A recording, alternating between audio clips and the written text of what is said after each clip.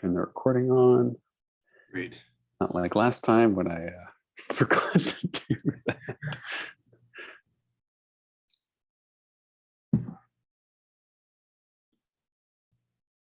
We have Emma Morton. She's the architect. Oh, great. Duncan wanted to introduce us to. All right, you guys ready? Ready. Cool.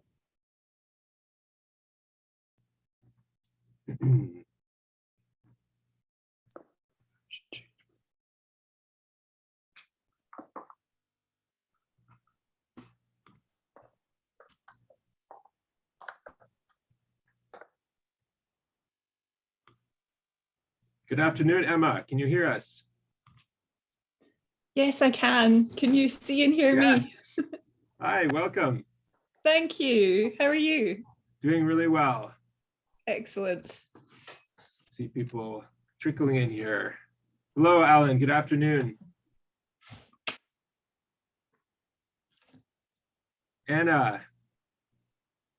Welcome. Hello, Jillian. So nice to see these faces that I haven't seen for a while. It's great to see you, Jillian. Hi, Anna. Hi. Hi. Wonderful to see you. You too.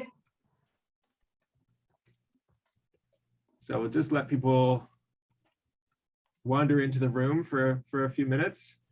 Is that an accurate picture of the weather in Glasgow? Anna, behind you? It actually is. We have blue sky today. Wow, nice. It's properly feels like spring at last. We've got all the bulbs coming up and it's chilly, but it's not it's not grey and rainy, so we're happy. I think Jillian would back me up, wouldn't you? Yeah, it's not bad, except I'm 35 miles or 25 miles down the coast, so it's a wee bitty grey. The rain is coming in from the west at the minute, so I'll apologise now. It's coming from your side, is it? Well, it's coming straight off the Atlantic, which means it's coming from you guys, and it's hitting the Argyll Hills at the minute, which is ripping the clouds apart, which means we get rain. So it's greyed over in the last hour or so here, so I think the rain's coming. Forecast tomorrow is for wet, so I think that's it coming in now. Yeah, that's ruined my day. Thanks for that, Jillian. Sorry, it's not changing. I look out the window, but it's just there's blue sky your way, but there's grey at my bit. Well, you can blame Canada if you need to. It's happened. It's fine, I will do, because you're directly 3,000 odd miles that way. Duncan, do you have an idea if we're going to get fairly good attendance from the folks that were originally confirmed? Maybe we won't know until we know. Here. I tried looking at some of the diaries, but all you can I don't have permissions to see the specific names of the meetings, so all you can see is if they're available or in a meeting. Now, when it says they're in a meeting for 2 or 3 hours, I'm hoping this is the one that it refers to, but it's a little uncertain. Scott, Alan's just joined us. Great. At least now Alan can hear us and we can hear him, so his leaving and joining again seems to have worked. Well, we're really looking forward to rolling up our sleeves with you folks and coming up with some really good ideas to move this forward. So we hope our agenda will really facilitate that.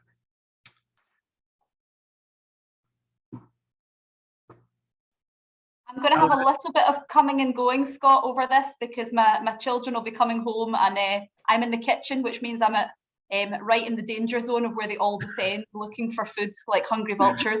So I will apologise now if there's any noise or if I leave the screen temporarily. No problem. That's very brave of you, I have to say. I'm doing a meeting from the kitchen with the kids coming in. That's it's an adventure. We're all kind of used to it after 2 years of this, but I realise for people that don't realise that I've got kids in the background, sometimes it's a bit disruptive. So if I disappear, I will come straight back. There is an advantage, Anna, in having people in the house. I've been chairing meetings and had to say, I've had a notification from the post office that says the post is going to ring my bell at some point. So if I go, you're the chair, I'll be back in a minute, because I'm the only one in the house. So yeah, there are advantages in having others in the house. At least they, whilst they're a pest, they can answer the door. Indeed, indeed. Or chair the meeting if necessary. You know, I'm happy to chuck the 10-year-old in if there's an emergency. Well, it's going to look impressive when they come out of the background, your cityscape background there. Has there been any interesting news on the Glasgow City Council front that anyone wants to share? Anything going on while we're waiting? I guess we should wait for a few more minutes, right? Maybe give people another 2 or 3 minutes. Yeah, we're just right in the heat of it before we go into our election campaign period here. So yeah, we've been desperately trying to get every policy and initiative and project launched and through committee and approved before we go into a kind of embargo period. So yeah, it's feeling a little bit frantic at my end this week, but things will ease. Well, we're so thankful, Anna, that you were able to do this. I know in this very challenging time with everything coming down, but it really signals to us that there's something important, and we hope to be able to really move it ahead in the next through the next administration. Yeah, absolutely. Was everyone able to get the agenda and have a look at it first?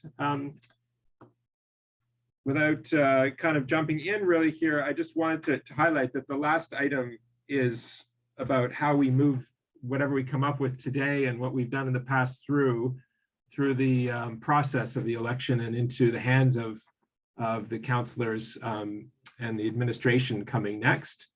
And so we definitely want to save time. We'll see if that maybe integrates into the conversation, but if we want to hold some time at the end, we've put 20 minutes at the end just to talk specifically about that.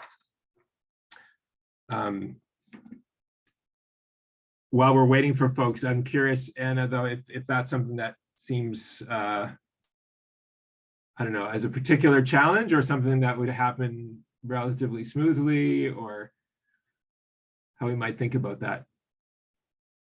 Sorry, I couldn't get off of mute there. No, when I had to look at the agenda, I think it makes sense, just given the particular year that we're in with the election and things, it makes sense just to think about continuity. Obviously, we are crossing our fingers that my party will continue to be in administration, although of course I won't be here because I'm stepping down.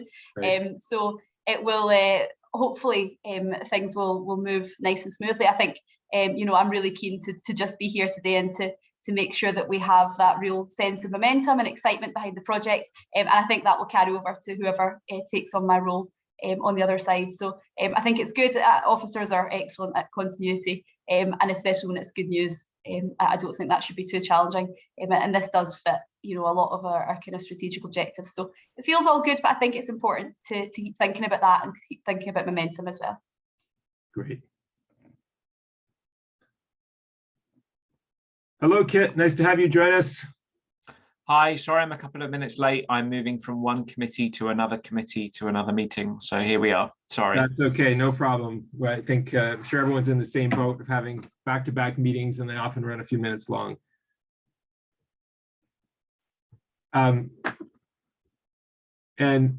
We've got someone else who's joined us, Fitzpatrick. Sorry, I can't see your name there on your screen. On the screen. It's more. Can we introduce you to Maureen Fitzpatrick? Please. Maureen's from procurement. Maureen, do you want to kind of just let Scott, because I don't think he knows you, so.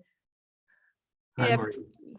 Hi, it's Scott. Lovely to meet you, and thanks for the opportunity of attending today. Quite excited to see obviously the outcomes and some of the projects that the council can identify in terms of what we can take forward. Not sure if you know about procurement within Glasgow City Council, but maybe just to give you a wee bit of context. If you look at financial year 2021, the council spent roughly about £988 million on procurement. So there's quite a scope of influence there. And if you look at the council's procurement strategies over the last 3 years, embedding sustainable procurement has been one of the top agenda items and objectives for the procurement strategy. So yeah, we'll continue our role in terms of being a key enabler for some of the council's key policies. We know that procurement has a role to play there. So yes, I'm happy to be here today. So nice to meet you. Oh, great. Thank you. That was wonderful. And we're very keen on digging into the procurement possibilities with this project. So that's very important. Thank you. Well, I think we should probably start rolling into our agenda here. I'm going to briefly introduce our team who are going to be co-facilitating with me today. I'm Scott Francisco, one of the founders of Cities for Forests, and based in Montreal. Cities for Forests has been running for a little over 3 years, and we have a team of 4 of us today from Pilot Projects Design Collective, which is one of the founding organizations. And we have Mac Phillips, who many of you have met, who is actually based in Glasgow. We have Michael Southwood, who is here in Montreal. Michael is an urban planner by background. Mac is an architect and urban strategist and theorist by background. And Whitney Light, who has a background in both journalism, which has been extremely valuable to us, as well as evaluating sustainable outcomes, and has several master's degrees. And so this is our team here. We're delighted to be working with Glasgow on this exciting project.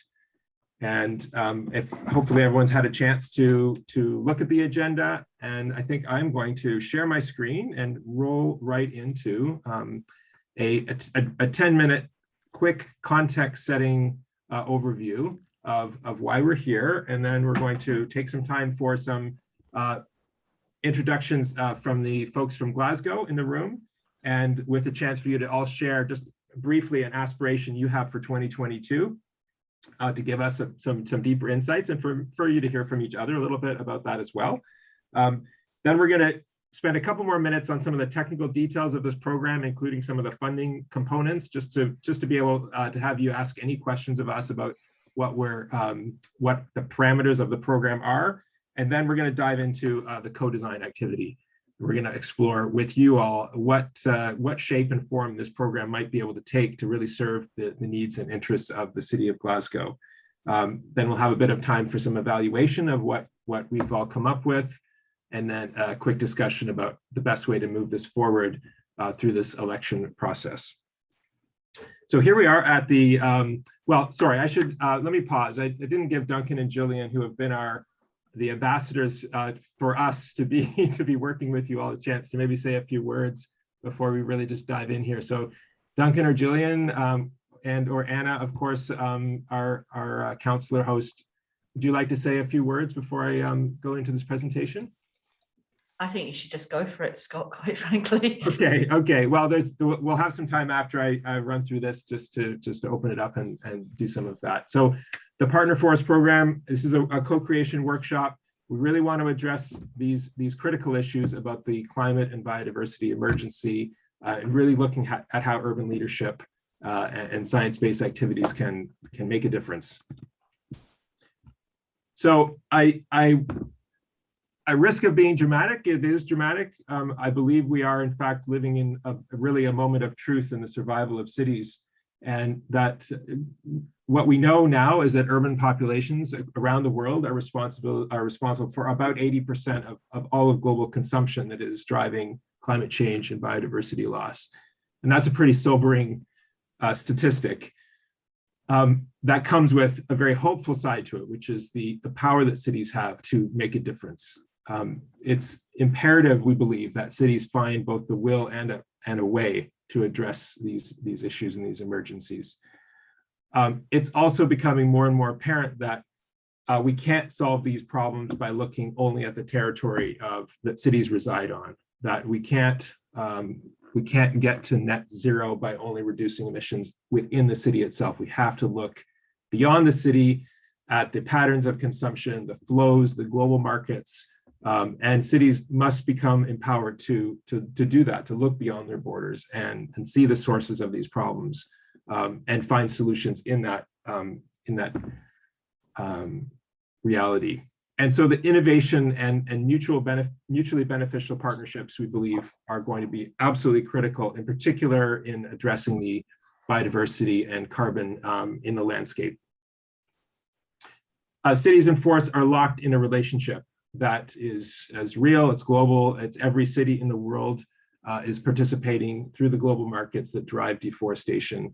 And the Cities for Forest Network was created specifically to address this reality and to turn this into something positive that cities can become very powerful allies in protecting tropical forests in particular. So we're a network now of 82 cities, continuing to grow. And we're just excited to see the partnerships developing and new innovations and so forth coming out of this network as cities around the world find ways to lean into these issues. This is a partnership between the World Resources Institute, my company Pilot Projects, and a number of funders who have been supporting this work from the beginning, including Norwegian Climate and Forest Initiative, DEFRA, UK, and other funders. So we work at 3 scales. We do look at the inner forest. These are critical for local health, heat island, all kinds of benefits and biodiversity benefits that can be brought to cities with the forest inside of cities. The nearby forest being this forest within several, say 100 kilometers of the city, which have incredibly important roles to play in watershed and biodiversity and flood protection, et cetera. And in particular today, what we want to talk about are the faraway forests, which is really where the bulk of the carbon storage in the world, terrestrial carbon storage lies, that are critical for biodiversity. The vast majority of the world's biodiversity lies in tropical forests. And we believe cities have a really great opportunity to play in how those forests can be conserved and restored. And I think it's important to note that Glasgow is leading the way in so many different initiatives. And so we're just very proud to be working with Glasgow to learn from the work that the city is doing. The climate plan that Glasgow has created, the attention to issues of biodiversity, regional forest plans with the Clyde Valley Initiative, the fact, of course, of the hosting of COP and the Glasgow Declaration on Forest and Land Use. These are just inspiring activities and initiatives that are either very directly or associated with the city of Glasgow, and we look to these activities and this relationship to learn and build upon. Furthermore, the head of the council, Susan Aiken, has been involved with us in representing Glasgow at the launch of the call to action on forest and climate at the New York City Climate Week. Here's Councillor Richardson with us at COP26 on the Partner Forest Boardwalk, really celebrating this little pilot, demonstrating what we're here to talk about today. The Declaration on Forest and Land Use is a landmark declaration, and we look to it constantly. We want to build on it and use it as a point of awareness. We're also really excited to be working with the folks behind the Glasgow Food and Climate Declaration as well. So it's just really great to have the name of this great city stamped on these global documents and initiatives. Susan Aiken also spoke at the leadership conference that we had at the council chambers and made a really strong statement about, in particular, about sustainable procurement of wood products, which is one of the things we're going to focus on here. That was fantastic to have her come out and just be that clear and focused on this topic. Here you can see the letter of intent that the city of Glasgow signed to participate in this program.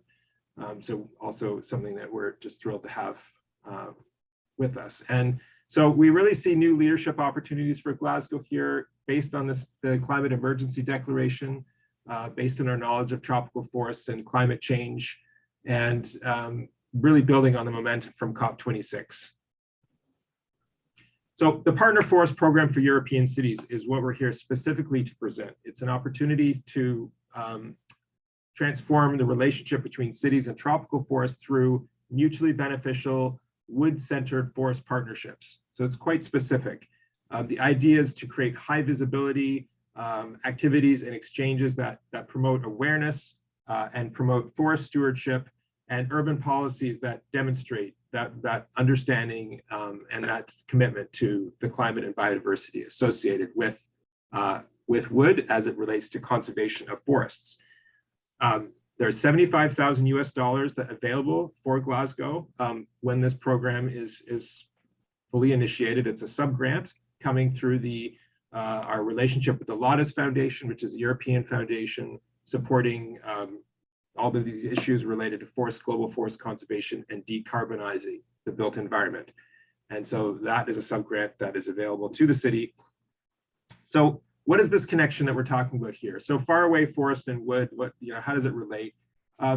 Wood is used throughout cities, and it basically often shows up fairly anonymously. And it might be right to say, if you see wood in city, where is this wood coming from? What are its impacts? And we're essentially saying we want to build a direct relationship between the source of timber that is used in public space and policies and programs that are directly supporting proven forest conservation strategies. So that rather than the question mark of like, ooh, that doesn't look good, people are using wood here, we want to turn that into something where people are saying, isn't that great that our city is supporting these people who have dedicated their lives and their livelihoods to conserving the forests on behalf of the whole planet. That is happening.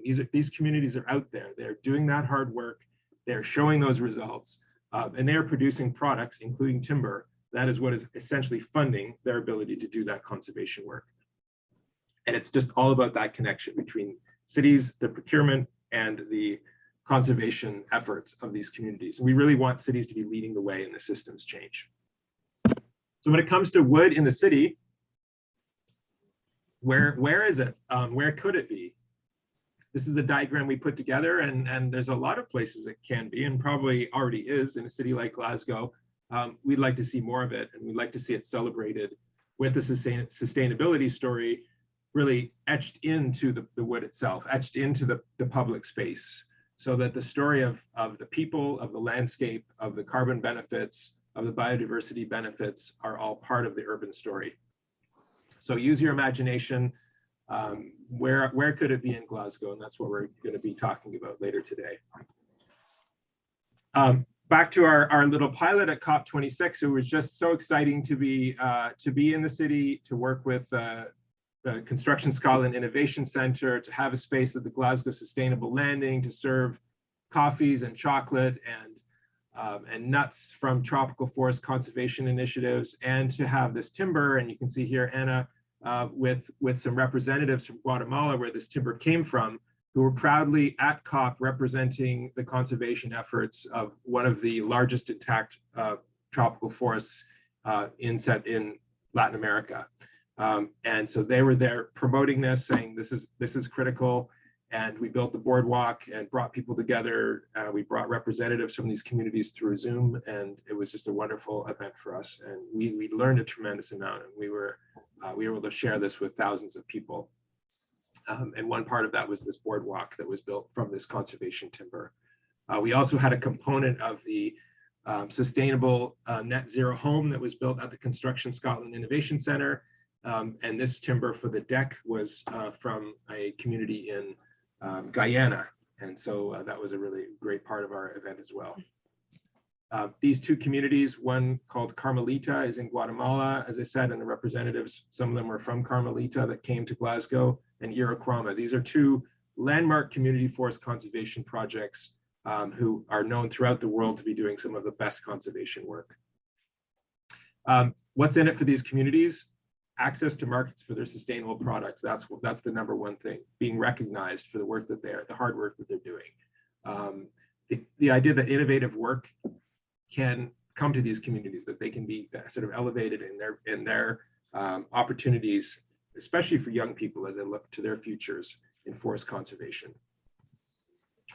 I won't dwell on this slide, but there's a lot of science behind why community conservation work is critical. A vast amount of the world's forests are under the control of local communities. And so what they do with their forests is going to have a gigantic impact on the overall climate, biodiversity, and forest outcomes for the planet. So working with these communities and empowering them is absolutely critical in terms of long-term outcomes. And what we see is a world map that starts to look like this, where you see cities that have buying power and cultural power and influence, making these decisions and working with communities that are doing the right thing and forging those relationships, not simply financial relationships. That's very important, clearly, but also based on again, communication, support, cultural dimensions, and as many different connections as we can build. So with that, we're going to stop this presentation there, and we are going to move to a quick round of introductions from the Glasgow representatives. And we'd asked, and hopefully this is fairly painless to do, but if you have a piece of paper and you're willing to just take sketch on this piece of paper one aspiration that you have for 2022. Just, it could be a few words, and we're going to go around and just have you give us your name, your role of the city, and that one aspiration. And I don't know if anyone is ready to go, and just give people a minute or two to do that. Maybe I'll call on Duncan to be the first one. Put you on the spot, Duncan, if that's okay. Thanks, Scott, and good afternoon, good morning, depending which side of the Atlantic you find yourself on. It's lovely to meet everyone, colleagues here, colleagues far away. And I know, Scott, hopefully we'll see you in person, maybe in a few weeks' time here in Glasgow too, which is fantastic. Hello, everyone. I'm Duncan Booker from Glasgow City Council. I'm in the Chief Executive's office, where I'm still kind of finishing off on a number of COP26 legacy projects, principal amongst which is the one we're talking about this afternoon, and also making sure that Glasgow keeps with its partners, particularly other cities, on the road to COP27 in Egypt in November of this year.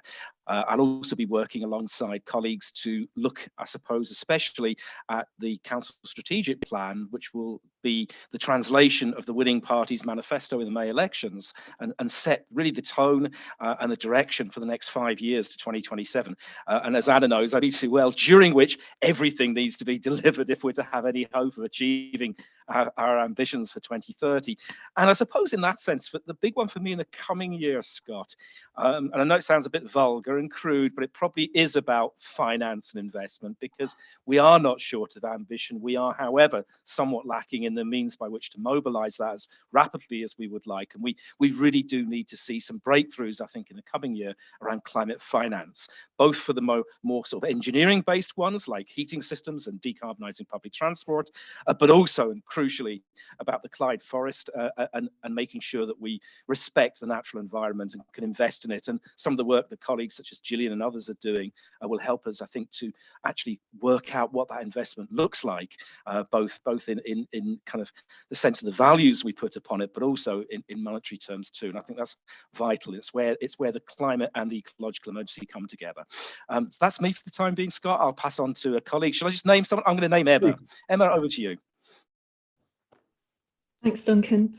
I'm Emma. I work in planning with Gillian. I'm looking at how net zero carbon lands within planning and what our strategies are to get there.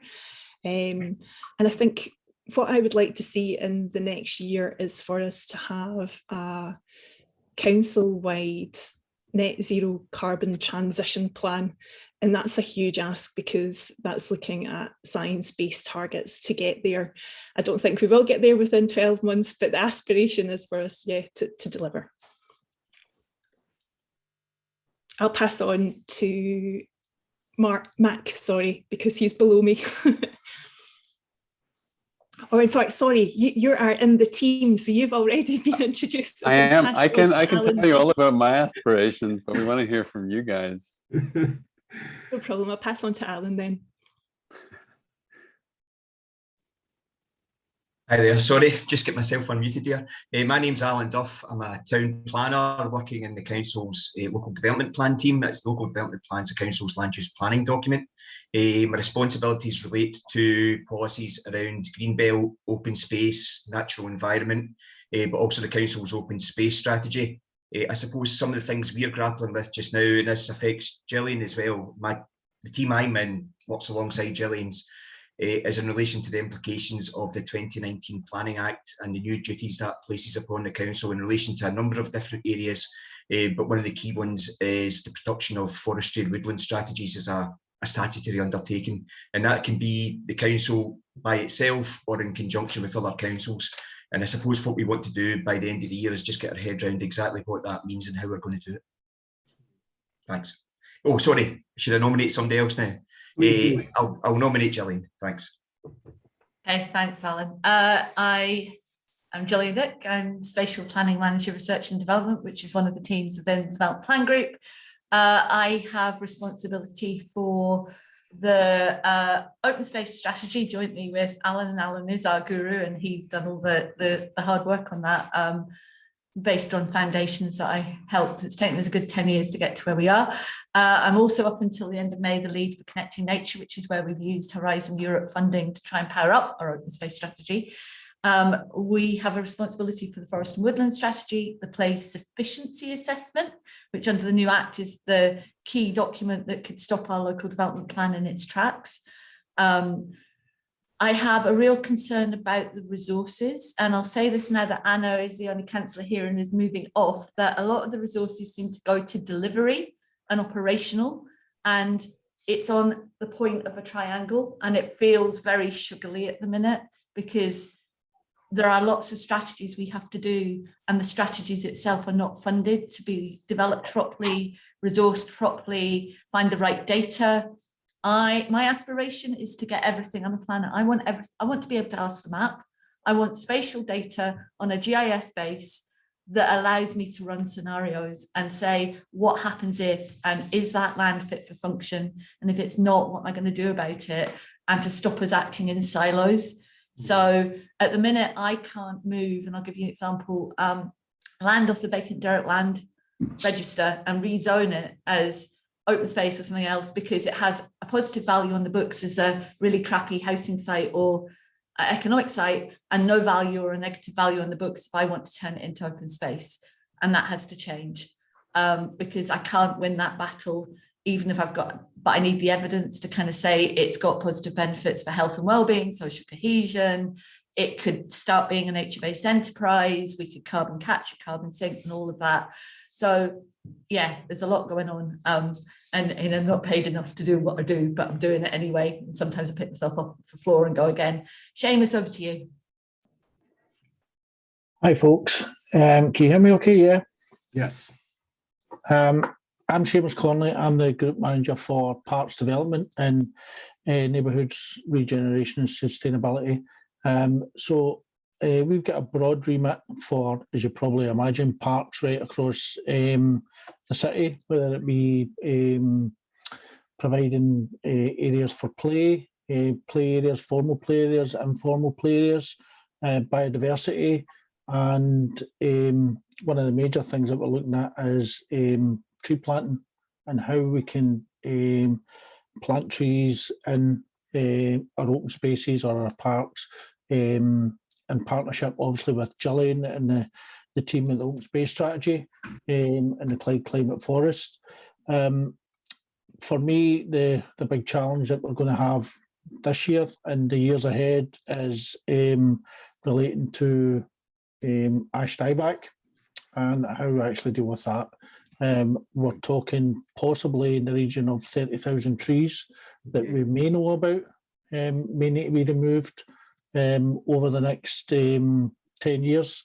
So huge amount of trees that have to be removed. That's just from council land, but also a good opportunity to replant these areas into a more diverse mixture of woodland. Probably much the same as Gillian, believe it or not, as our resources and actual staff numbers and how we can deliver on the ground is critical, and we rely heavily on volunteers and community groups to get involved in projects, which is great, but we do have huge issues around our actual management and how we manage spaces across the city. Seamus, I'll just quickly say that we can help with the ash dieback strategy a bit with our partnership with Montreal, which has been a really leading city in this. They've done some amazing things with inoculation and recovery of the ash trees for local wood use, and some. I think they would love to know that you're interested in some of what the research and practice they've done. So Yep, that'd be really interesting. Thank you. thanks. I'll pass on to Maureen. Thanks for that. In terms of my aspirations, oh, that's a question. I guess in terms of procurement, we're currently in the process of developing the council's new corporate procurement strategy, which, as Duncan said, that will clearly align and support the council's new strategic plan after the new administration. But procurement, we've been very fortunate, I think, over the last few years, because we've managed to embed a lot of the Scottish Government's procurement sustainable tools within our processes, and we utilise the procurement rules and regulations to make sure that our contracts deliver benefits for the local area. We have a very clear community benefit policy, and just recently we've now created a suppliers recognition page. So we're hoping to use that page to promote community benefits, how suppliers are supporting the council in community benefits, and we're looking for them to be widened in terms of how they can support the local economy and also the city when they deliver contracts. I guess in terms of aspirations, what we probably do struggle with now, procurement has always been seen as the lever for supporting policies, but I think just now our job is becoming more and more complex, and we're also becoming almost an administrative reporting machine. We need to report on a lot of status now when it comes to is our supply base the real living wage suppliers? Are we supporting carbon management plans? Our suppliers, do they have carbon plans, and what are they doing in terms of their scope 1, 2, 3 and emissions? So from a procurement perspective, our ambition would be to try and improve our data. The data that we can secure, and that's really from a commercial perspective on what the council, where the council spends their money in demand management, but also from a outcome perspective, what outcomes are we achieving from our contracts as a council? So aspiration would be to work with our IT provider, and we are just now to really try and get more integrated systems so that we can work more closely with our stakeholders, because I think as well procurement sometimes is seen at the end of the process when a lot of the things that we have to deliver is really a shared model, and we really do count on service areas having the same targets and aspirations as procurement does, and sometimes I think we can be on slightly different, I would say, timelines, not necessarily different objectives, but the timelines aren't aligned. So yes, I probably have quite a few aspirations in there, and maybe that's because we're developing the strategy just now, so you're getting a bit of a brain dump of some of the things that I'm thinking of at the moment, but yeah, lots of aspirations, which is always a good thing. Maybe if I can ask Kit. Yeah, thanks. And I think, am I last on the list? Is there anyone that we've missed? I don't mind being last. I'm just making there's sure. Anna. As Anna. There's Anna We'll after you, get that's Anna's it. list as well. Okay. So hi everybody. Really nice to meet you. I'm Kit England. I am the Green Economy Manager for the council. I sit in the Economic Development team. And I suppose it's kind of interesting. This comes on top of some existing work that we're doing, also funded by the World Resources Institute, but also with the World Economic Forum and EIT Climate Kick and the Nature Conservancy on the Climate Smart Forest Economy Programme, which I'm seeing you nodding, Scott, because it would be good to have a conversation about how these two things fit together. Absolutely. The programme is looking at mapping wholesale economic transitions to increase the amount of wood in construction. So where it's quite interesting, I think, for us is that to deliver on the net zero challenge, we kind of need to do all of the incremental change and low carbon, sort of in low carbon. So for example, retrofitting our own buildings, energy efficiency, etc.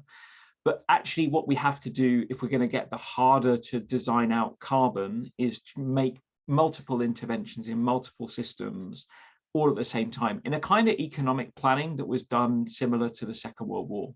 It's not the same issue at all, but I think so we've been working over the last year or so thinking about what are those, working with stakeholders, including the Construction Scotland Innovation Centre and many others, about what are those interventions that are needed in forestry policy, housing policy, and economic development and construction. And we've just finished that phase 1 of the programme and are starting a second phase. I think where I would like to get to, that programme is already looking at trying to assemble and launch a coalition of actors across all of those different systems by the middle of next year, so that we can basically worked with the Scottish Government and the UK governments to launch an alliance of partners which clears the way of all the barriers to scale up and address all the issues that everyone else on the call has been putting together. And it worked really well in a different sector that's worth thinking about, which is offshore wind, where if you look at the sort of ScotWind leasing round that happened last year, there was a huge amount of capacity over and above what was expected. And that was because about a year before, the Scottish Government got together with industry and the public sector and basically cleared the way of barriers to allow that kind of transition to happen. And so my aspiration is that we're doing something similar we have a multiple sort of set of portfolio projects, like Gillian's probably talked to you a little bit about Trees AI and things like that. But we have this kind of set of innovation projects that are coming forward in this space. And my aspiration is that we move very quickly from that piece to a piece where by the middle of the year, we've cleared the way for large scale systems change and inward investment. And we're already talking with a few of those kind of companies that are keen to invest in Scotland in things like timber construction, like Binder Holtz and a few others. So that's my sort of aspiration. So that's a bit longer than perhaps you perhaps wanted, but I think it's important to put that context on the table for the discussion to think about those overlaps too. Absolutely, that was fantastic, and no, there's lots of direct connections, including the Climate Smart Forests initiative. So lots to talk about after this workshop as well. Anna, you are the anchor woman here. Thank you. I'm Anna. I've been sustainability convener for nearly 5 years. I've got 8 weeks and 2 days left.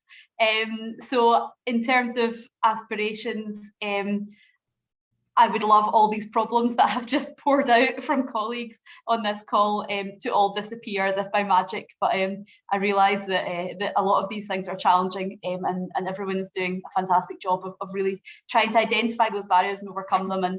And quite often that's thankless work that's unseen, but it's what enables everything else to really happen.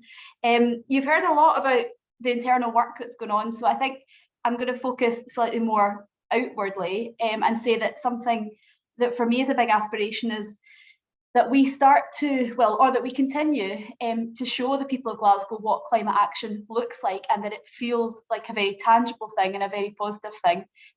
We've got, I think, some really good high-level strategies. I hear you, Gillian, and I hear you as well, Maureen, about how much work has to still happen. You know, every high-level strategy has a huge amount of work below it and action plans below them.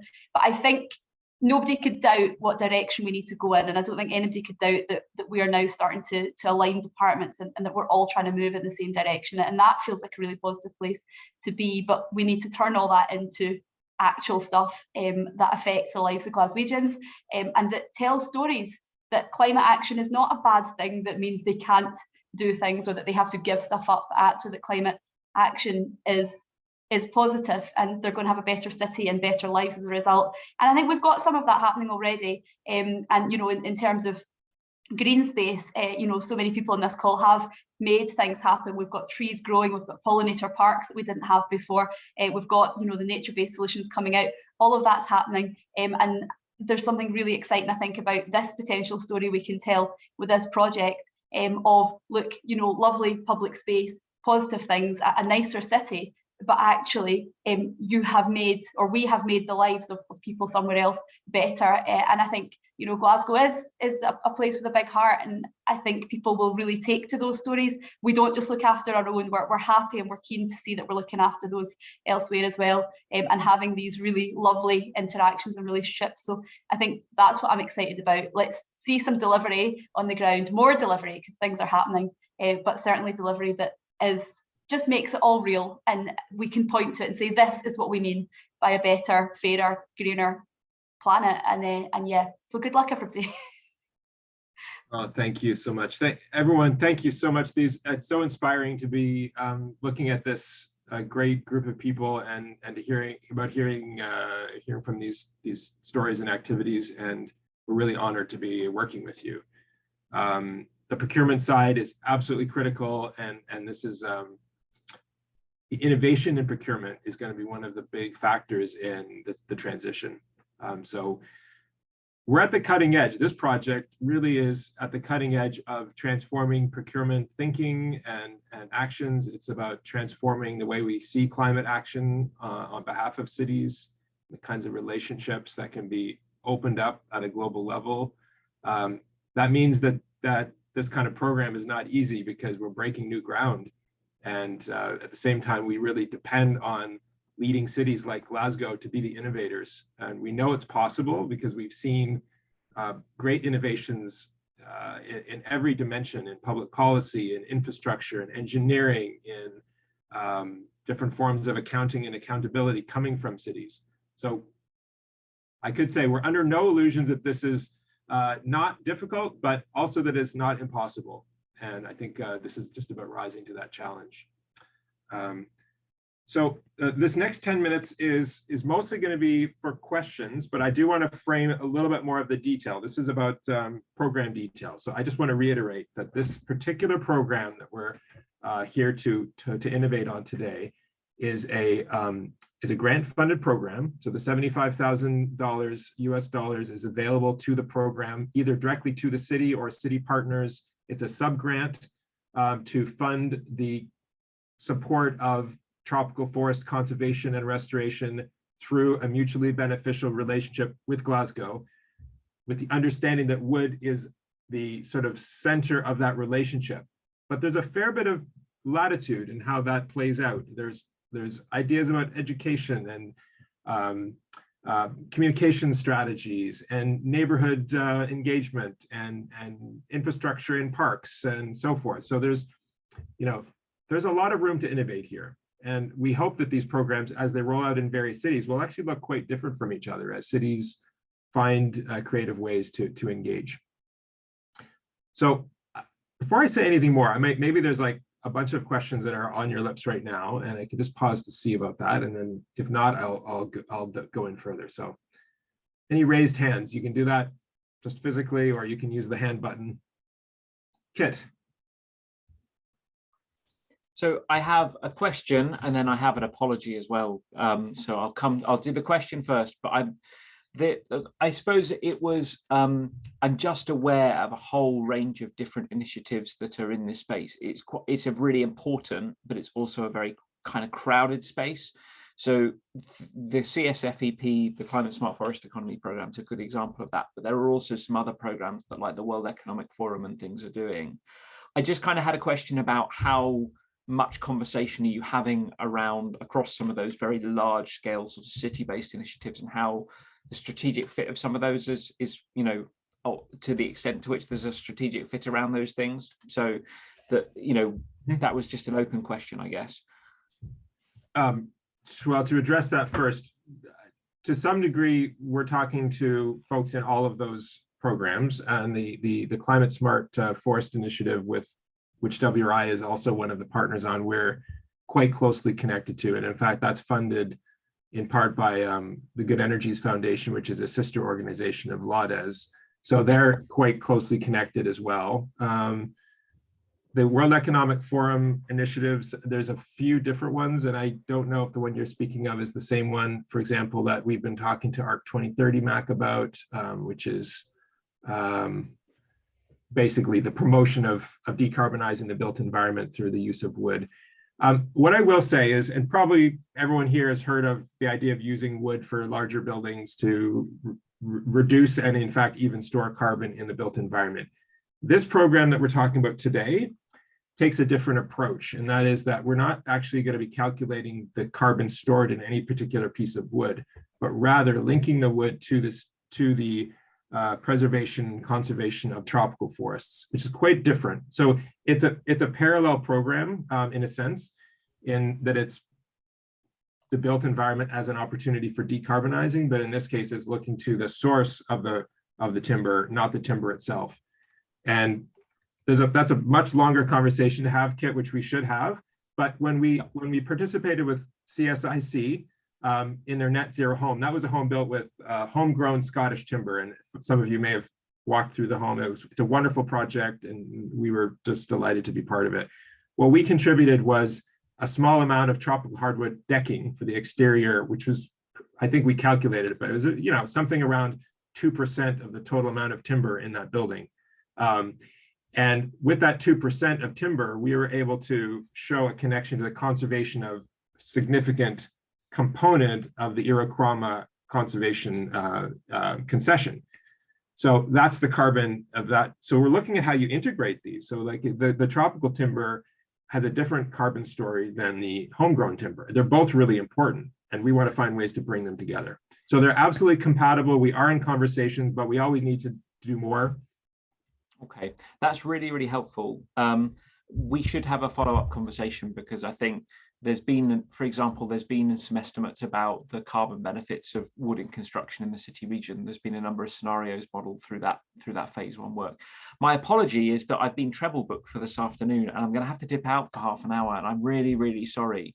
I had the economic strategy this afternoon, and I've had this slot in and something else. So I will be back, and I would like to follow up as well. But I'm really sorry, Scott. I have to go and meet Scottish Government about a funding proposal as well. So I'm really sorry. Just join us back when you can, and we'll, if we're in the breakout rooms, we'll pop you right into one of the rooms, and just to hit the ground running. Great. Thank you. I'm so sorry. I'm so sorry. Okay, we'll see you soon. Other questions? Yes, Gillian. I've realised that my my ethical hand, that is my own skin colour, isn't seen by anybody. So I think I might have to go back to the Homer Simpson yellow. Couple of things that are springing to mind, and Kit will be going as. There's a whole load of things that Kit's listed that are not appearing in a woodlands report that's going up in the next week, where I was kind of covering what we knew about woodland, and that was what we knew about forest and woodland strategy and what was going to come in and the activities that we were doing. And that had a city perspective, although it picked up Clyde Climate Forest. Clyde Climate Forest is lovely, but it has as much funding as we have for the forest and woodland strategy at the minute. It's just the city region stuff has visibility in a way that a lot of the stuff we're trying to do in the city does not. There are a number of things where we're trying to kind of plug gaps and pull things together, but just listening to what Kit's saying, I'm thinking, I struggled to get that report up, and that report's only got half the story from what Kit's saying. So that there is follow-ups, and there is more information that needs to be gathered about what the baseline is, about all the conversations we are having about trees and woodland and what we do with trees and woodland. And I kind of think that if the $75,000 can help us baseline that and understand the difference between the evidence that we need to power everything up and make it happen, so that Seamus doesn't start worrying about where the money is. He just needs to know we've got the evidence to allow him to get the money. That would be a good move forward, because I think at the minute we shoot each other in the foot, because we're all scrambling after the same money in the same way on different things. And if we can break down those silos and understand that there's lots of different angles playing on this, that would be helpful. But I'm apologising now, Anna, there's a half a report going up in a week's time because it doesn't have the whole story, but it's better than no report. No, I know it is a work in progress though, Gillian, and we know that it is a work stream that's still in progress. Yeah, I mean, I think the other thing, just to add on that, just very briefly before I disappear, it's been challenging. Like, my role's a new role created in the council. And so one of the things that we've been trying to do is make sure we've got some early quick wins, but we haven't been able to kind of also think about how we interact and engage with some of the other teams inside the council as we start that process up. So I think it's up, that whole economic change piece is something that's going to have to be much more connected and joined up across teams across the council. So again, I apologise, Councillor Richardson, because we haven't been able to necessarily do all of that joining up as that at the start of that process too. I'm wondering if, so just to be clear again, the funding is, think tropical forest, take your mind to the tropical forests of Central Africa or the Amazon or Central America or Indonesia for a moment. And it's how does the city of Glasgow become a partner and an ally in the conservation of those forests? Now, we absolutely see opportunities for linking the local forest story to that story, and that's critical, that in terms of education and awareness and even sort of practical fit. For example, Gillian, we've talked about things like some infrastructure in some of those new forest spaces, educational programs like a classroom sharing. There's many opportunities. This funding is to be directed towards how the assistance gets to ultimately the conservation of these tropical forests.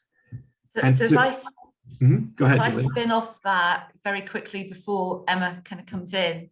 there's a number of things that we're already doing, but it kind of strikes me there's stuff within procurement about where wood is coming from, and that requires Maureen to do something that says, okay, this we would prefer, or however she writes it, this would be sourced from X, Y, Z instead of this, because we know it's sustainable.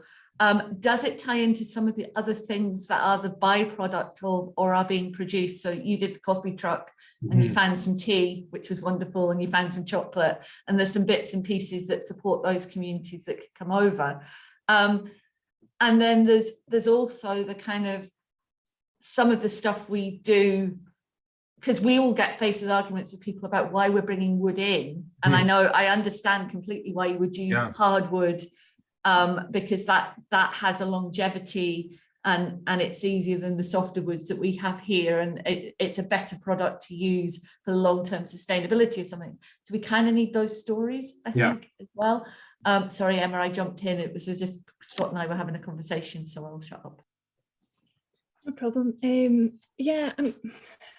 I visited the Amazon as well, Kit, and I think the takeaway was that I didn't really fully appreciate before that we have a monoculture society in a lot of different ways, and I think that polyculture is such an interesting concept. I would be interested in how that relates within a city environment. Because it's like almost how you support that ecosystem, and as Gillian says, how you look at co-benefits. So is that knowledge that's transferable into the city? Is that something that we could look at? And is there certain species of trees and other crops that we can look at within a city system? That's my question. That's what I would be quite interested in, but I'm not sure if that's what people in the call would be interested in also. I'll give a very quick response, and then Duncan has his hand up. One of the things that we're promoting is what we call lesser known species, and the lesser known species is about diversifying the impact on forests. Now, all of that comes down to the community initiatives and like who's doing a good job. Like the outcome is, if we buy wood from this particular source, we're helping to guarantee the preservation of that forest. So the basic thing is the forests are being cut down. Why are they being cut down? They're being cut down for economic needs, right? And most of that is to convert to agriculture. So that's the big story. Now you have these communities who've said, wait a second, we're not going to do that. We're going to create a sustainable forest economy here. And one of the products that we're going to use to sustain ourselves is timber. We're going to have a very aggressive conservation plan, so that when we cut a tree down, we're making sure that the forest maintains all of its ecological benefits in perpetuity. So we can take our 50,000 or 80,000 hectares of forest and perpetually harvest that forest in a very small amount. And when you come back in 10 or 20 or 50 or 100 years, that forest is just as intact then as it is now. Now that is a wonderful thing. The only way that a community can do that is if they have a strong market that's willing to pay a fair price for the product that they're generating there. That's the only way they can do it. And if we can do that, we can guarantee large swaths of this forest remains intact. Right now, they don't have that market. That market is not strong. It's not, the awareness is not out there. In fact, people are rejecting their product, saying, oh, we would never buy tropical wood. Isn't that a horrible thing? You're cutting down the rainforest. And they're saying, okay, well, basically, then you're leaving us no choice but to find another thing to do, which is grow soybeans. So I just want to be, and so the lesser known species is about allowing them to actually expand the market and say, well, it's not just Ipe. Well, maybe we've all heard of Ipe because it's a wonderful wood for park benches, but we put all this pressure on it. There's about 100 other species that we could be using and that are part of this innovative process. I'll shut up and go back to the floor. Duncan and Anna both have their hands up. Duncan, I think you were first. Thanks. As Emma said, and I think there's a wonderful opportunity for us to use a form of consumerism, a form of economic power through procurement and through just purchase arrangements more broadly to tackle monoculture, because much of that land and much of that biodiversity is being lost for half a dozen agricultural uses, livestock and arable, and you'll lose hundreds of species that won't come back. And we're in a part of the world here where monocultures reigned for actually probably since medieval times. I mean, a very long time indeed. But so I think there's a really good story there about using purchase power to support that. And I think that's the second point I want to make is I think there's a really strong climate justice story here about how the city reaches out to Indigenous and First Nations peoples who have been looking after, tending, stewarding their land and all the biodiversity that goes with that for many, many centuries. They're under terrible pressure, particularly from agriculture, in places like India, from mining, for instance, and so forth. And I think there's also, there's a post-colonial aspect to that as well, because we had our feet across some of those parts of the world many centuries ago, and set some of the boundaries on artificial maps that also cut people off from their natural normal routes and so forth. So I think it's a nice story there, and I think it'd be interesting with that money to see how we could explore, perhaps with some of our universities, such as the Centre for Climate Justice at Glasgow Caledonian and others, that story and how we can partly make amends. And you need to be careful when you use the word reparations, but there's room for that too, within maybe quite a nice pragmatic model of purchasing too. And I like the idea of pragmatically we're going to do something. Thanks, Duncan, for all the bullet points and the nice sounding ethics, but actually we're going to do something that's going to make a difference. And in making that difference, it'll be led by those strong values. And I think there's a lovely story there. Thank you, Duncan. Maybe we'll go right to Anna. Yeah, sure. I've got two kind of slightly different topic questions. So if it's okay, I'll do one and then the other. The first one, I'm not quite sure how to ask this, but in terms of when you do these projects with cities and you say that the carbon benefit here isn't in the actual wood being in our city, the benefit is what's protected. Do cities end up using some of that in their carbon reporting around offsets, for example? Is there any risk there of kind of double counting carbon savings? Is that something that comes up or that you've had come up with other cities? The answer is sort of yes to all of those things, but I think the major caveat over all of that is that this is brand new. I wanted to be very clear that we have 3 partner forest programs at a similar level of development to this one right here. So basically, we're at the cutting edge. If we really move forward quickly with Glasgow, it would be the first fully implemented program. We're working with Amsterdam and Turin, Italy, currently sort of at similar levels. So in terms of the accounting, carbon accounting, we don't have a perfect clear-cut answer for you. We do have lots of numbers, and there's lots of scientific evidence on the carbon that is conserved in the forest, the conservation sort of impact of these programs. To turn it into a kind of board for carbon number is not easy. One of our partners has done that, and we brought wood from their initiative. We didn't mention it in this presentation. That's called Whole Forest. They're in Ecuador, and they've actually put a lot of effort into the carbon accounting of their wood products. And so there's a lot there. And I think if the council wants to really go there, we could even use some of the money for that purpose, right? I think it would be really interesting to say, okay, out of the $75,000, maybe we make a $20,000 kind of grant for the university to really dig right into the program and say, we want to pay, this research group or support them to do a deep dive carbon accounting of this little project. So lots of potential. We want it to be done. We want the cities to be able to use the numbers.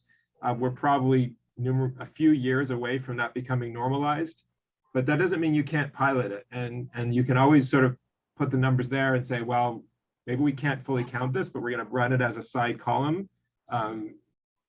So yeah, we want to innovate on that basis. Yes.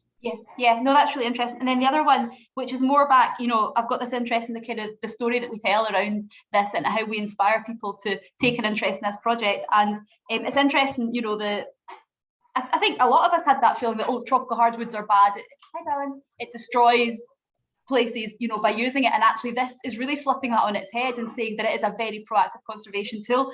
But I'm wondering if there's some kind of parallel there as well about these hardwoods, and I know very little about woods, just the things that people have told me, but these hardwoods are excellent. We've got a rainy climate here. This is a place that needs certain types of timber. You get that more sustainability because they're more long lasting if they're antifungal or whatever is going on, all the clever tree stuff. Is there a way of somehow enabling that education around the power of hardwood and just how clever nature is in these things within some of that, you know, if you're talking about doing some sort of education around this, and really telling the story about the particular woods and what they mean, you know, the fact that they're coming from the other side of the world and yet they're perfect for wet Glasgow is quite, I think there's something quite emotive and quite exciting there. Absolutely, there's huge potential there. The physical properties are very well known. So there's amongst the woodworkers and the folks that are doing the building of this infrastructure, they mostly already know this, but I think to bring that to the wider audience, and even again to do some studies on sort of showing like the lifespan of the wood comparatively. So Paul Hodgkiss, who worked with us on the great pilot that we did, I mean, he's a local wood guy, but he said, like, look, what we know is that a local Scottish hardwood for an outdoor park bench just doesn't work. It's just going to last. It's going to have a short lifespan for the most part, and unless it gets heavily treated, and then that's another dimension. So appropriateness wise, there's a great story there. Yeah, and that should be integrated. And that storytelling, which connects those technical properties, the community, the sourcing, the carbon story, and we did pilot that on our boardwalk. So we would invite you. Mac, you could share it in the chat. We created a separate page on our website just to show some of the information of the boardwalk and how we etched that onto the boardwalk. So that was just a beginning of how that story might get told. Yeah, I remember it did look absolutely stunning, and I just think there's something there about our world being far smaller than we think it is. You know, that these products are so perfect for us, and yet they were grown so far away. I just think that's fabulous. On a personal note, Turin is my second home city, so if it's in the race, I don't mind if it beats us. As long as Glasgow or Turin goes first, then you're doing all right. Right. Oh, that's amazing. I'm so glad to hear that. And we're going to be there in basically the beginning of April. So have a wonderful time. It's one of the most beautiful places in the world. So Emma, you've got your hand up. Yeah, I think from the construction side of things, I think the challenges will be persuading architects about the carbon credibility of the products, because I think that we've probably been indoctrinated that, you know, wood at the very furthest should come from Europe and it needs to have a certain classification, and that we should be looking at homegrown timber where we can. That has its pluses and minuses, and different timbers are used for different components within construction. And if we're trying to create, you know, more timber buildings, etc., then that's all a good thing. But if they're having to look at the circular economy, they're having to look at carbon accounting within their own firms, then I think that we will need to do an awful lot more carbon research in terms of, you know, shifting the timber components from A to B, and what's the positive and negatives are of that process. Otherwise, I think that might be a barrier. No, very well said. And quite a bit of that work has already been done. It's probably not all that accessible to folks just in the building sector right now. So I think putting the kit together, a lot of which we have at our fingertips, and some of which is still yet to be done. But yeah, that's really important. And I do think that the idea that a parallel kind of carbon accounting process runs with the project could be a really interesting and important way to ease people's minds. But I mean, we've got, I want to say almost mountains of research that show how important that conservation is and how linked the community aspect is to that conservation. And so essentially you're buying something from people who have dedicated their livelihoods to this process. And so you're hearing from those voices directly, the people like, this is our community, this is the forest that we either own or have the rights to, and we're doing this because we want this forest to survive.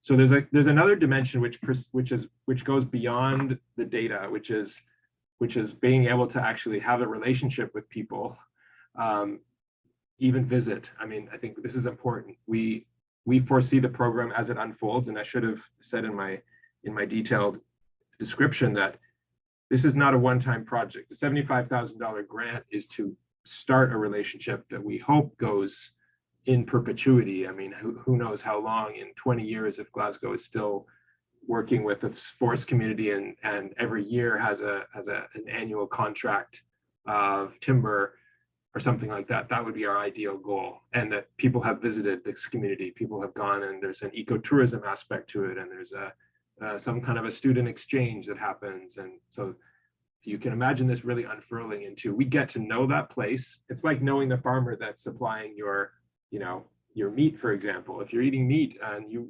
surely want to know where this is coming from, and you want to know, how animals are being treated and what's the impact of the landscape and all of these things. That's the same kind of relationship we want this program to forge. I asked one of the communities in my many conversations and visits, like, what is this forest going to look like in 20 years from now? And they said exactly like it does now. There will be no visible difference in this forest after 20 years of harvesting in this basis. I should also mention that we're working with FSC certified forest communities primarily right now. That's a kind of a basic standard that in the tropics is actually quite rigorous. And so the communities that have that certification are very proud of it, and they've invested a lot of themselves to get that certification. Jillian, I see you have a finger up there. Yeah, I was just going to say, if it's the connections and the communications, then there's connections we have to the Education Improvement Service, but we've already linked with them in that through the Every Tree Tells a Story project, we've got an education pack that's available for primary school kids that, with a bit of translation, could be played over into the schools that the kids that live in the forests or Indigenous communities go to and can connect in. But it's also, we've had conversations with Melbourne who said, oh, we could do, capture some, because we were inspired by Melbourne with their love letters, but they've actually said to us, we don't actually capture this for citizen science, for people to kind of publicly share those stories. So we could tie into telling those stories. The other one that's springing to mind is Glasgow Uni. We're running a project about the hidden environmental histories of the Clyde. Mm-hmm. And that sustainable wood from the global south would have gone into a lot of that shipbuilding industry. It would have gone into the piles that would have supported the boats that were being built. It would have been in the quay walls that are still there to a certain extent, although some of them are collapsing. It would have been the structures that would have supported the framing for the scaffolding before we used metal. So there's the old stories of how we used teak and all the rest. And when you were in Glasgow, Duncan was taking great pleasure in showing you the satinwood, because it was an extinct tree that was being used to create the interior of, it wasn't extinct at the time it was used to create the interior, but it apparently is now. So I think that there's an opportunity, if you're looking at the education stuff, to find those stories and reacquaint people with their love of trees and woodlands and forests, and the ones we've got, but learning the stories of the ones that are surviving elsewhere in the world and why it's important for them to survive. And I think if it is linked to food stories, and it is linked to, the push for oil is what will decimate a whole load of forests, whereas if you can sustainably manage them, then you're going to keep that 20-year story. So I think that there's bits and pieces we've started that we can make connections to, but I think it's kind of figuring out what that story, what's the unique selling point for Glasgow, and what are the areas where we need to tell those new stories. So like Emma, not the fact that we've spent the last 10 years or 5 years saying it's short journey for things. You source your materials as near to the building as possible. There is a bit of reuse and reimagining, but how do we do the balance between the journey of the carbon that has to be burnt to get that wood here? And I can actually speak that to balancing act. The calculation that was done by one of our partners, ultimately the carbon in transport was almost negligible for wood coming from Ecuador, compared to the carbon profile in general. So a long life product that travels a long distance by sea has a very small travel carbon footprint compared to its use. That's very different than a tomato, right? If you get a tomato from Mexico, which we probably all do, that tomato's lifespan is the moment of eating, and it's basically gone. And the tomato might weigh, you know, a half a kilogram. A piece of wood that's going to last for 20 or 30 or 50 or even 100 years in infrastructure, the transport impact is dissipated, and it's almost negligible. Whereas the forest impact is enormous, right? So when you look at the relationship, it's really about what is the landscape impact, and the transport becomes a much smaller component of that. And we can provide some data on that.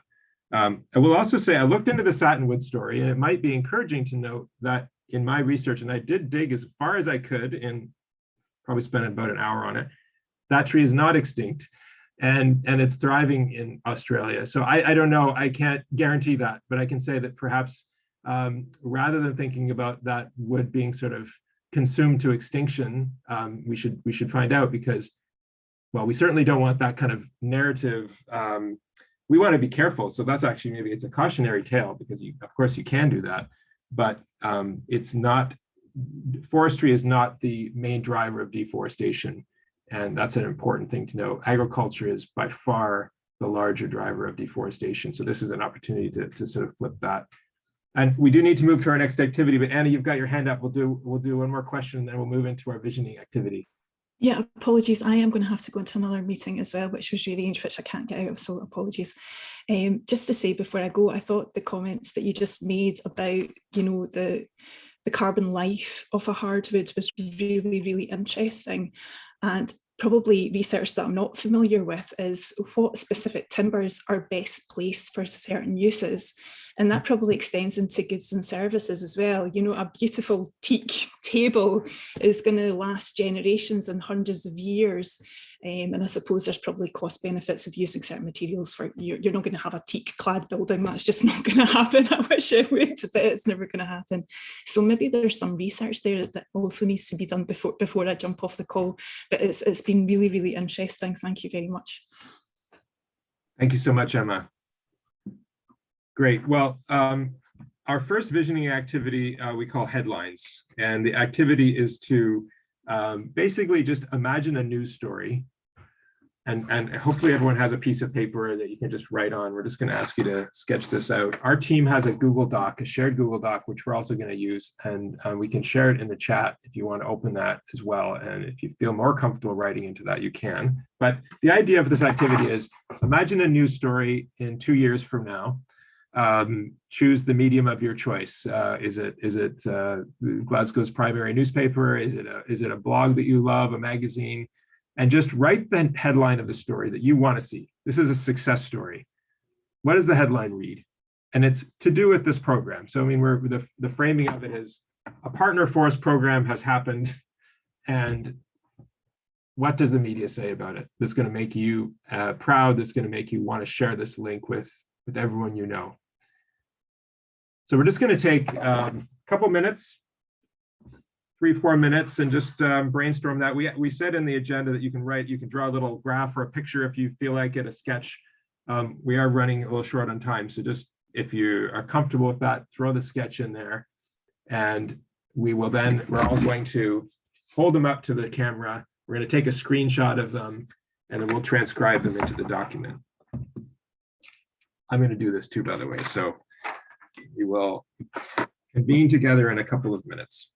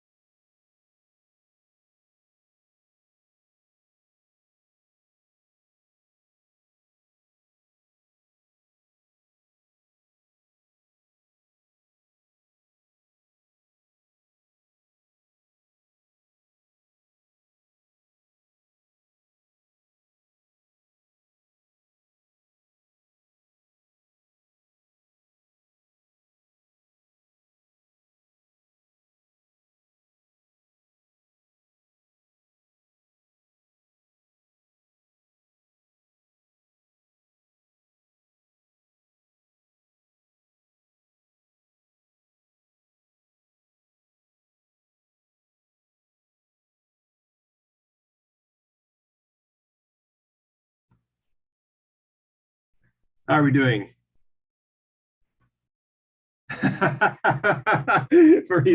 Maureen is shaking her head. Do you need more time?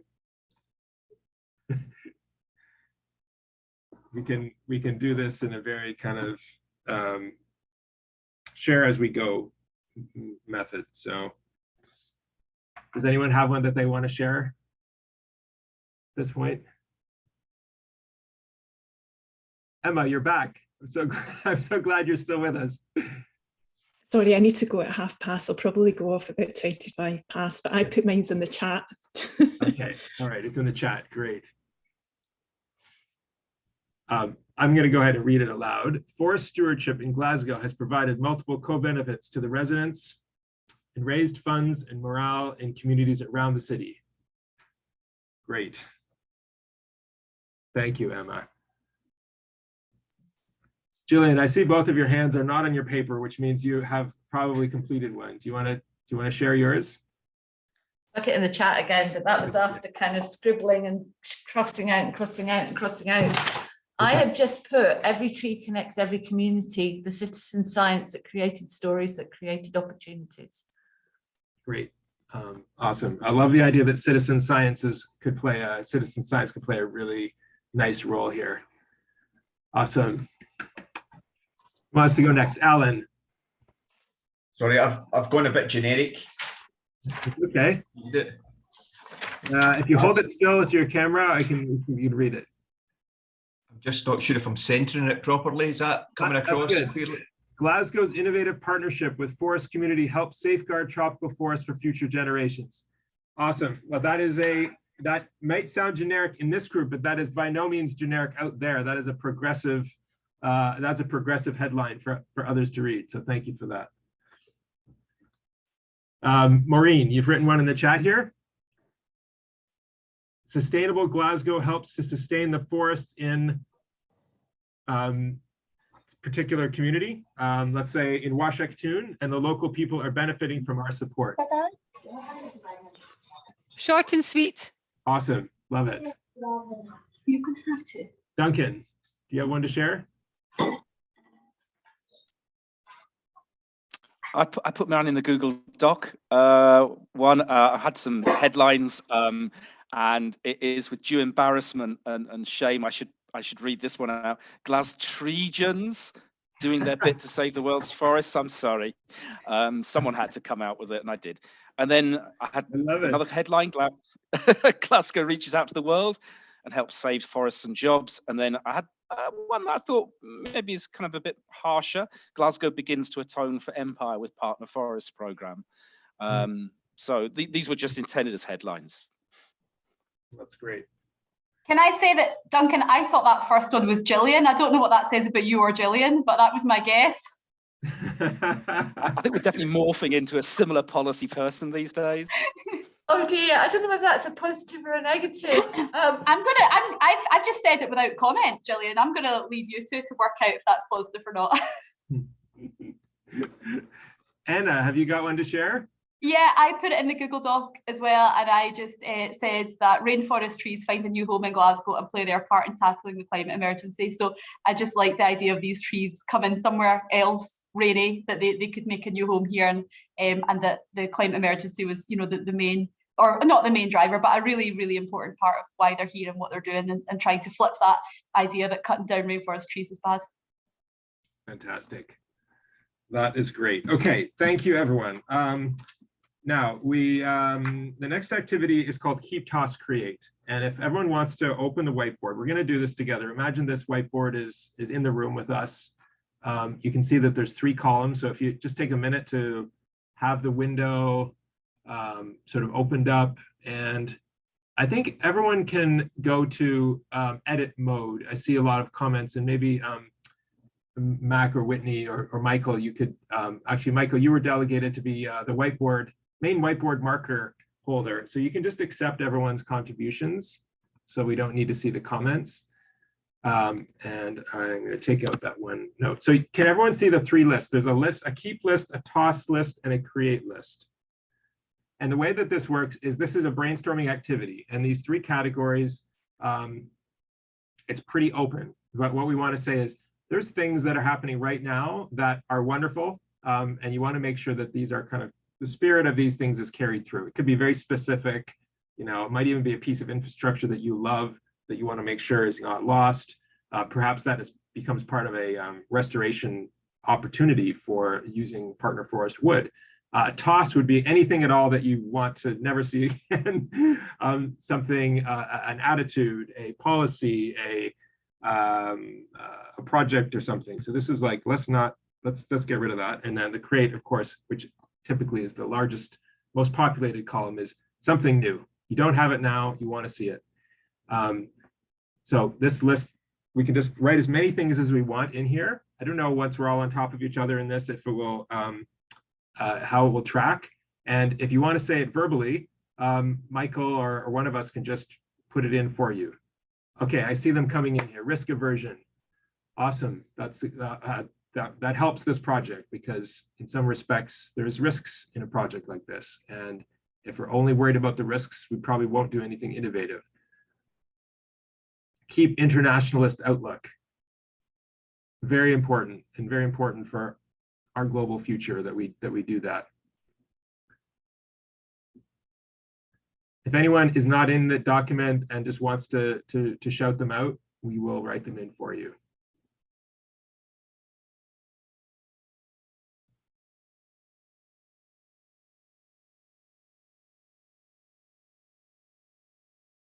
Toss disconnection.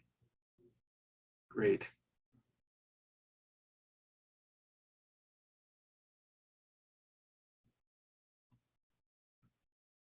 Very good. I know I've spoken about this with Duncan and Gillian, but I don't know if the others are aware that during World War II, a group of British Hondurans came from British Honduras, of course, to Scotland to help with Scottish forestry. And they formed a strong community in Scotland. I'm trying to remember now if it was in a Glasgow neighborhood that they were centered. Mac, I don't know if you remember that, but to this day, there's this community, remnant community of British Hondurans. British Honduras became Belize. So some of you may have traveled to Belize, but you may or may not know that there's a Belizean diaspora in Scotland that came because of forestry. We thought that was kind of an interesting bit of Scotland, Scottish history that helps to connect to the partner forest concept.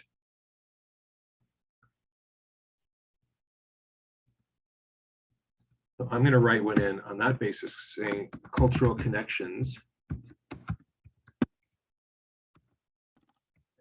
to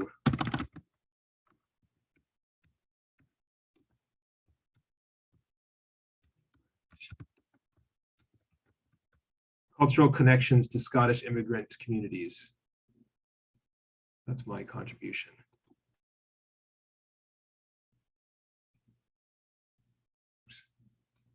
Formatting is a little challenging here.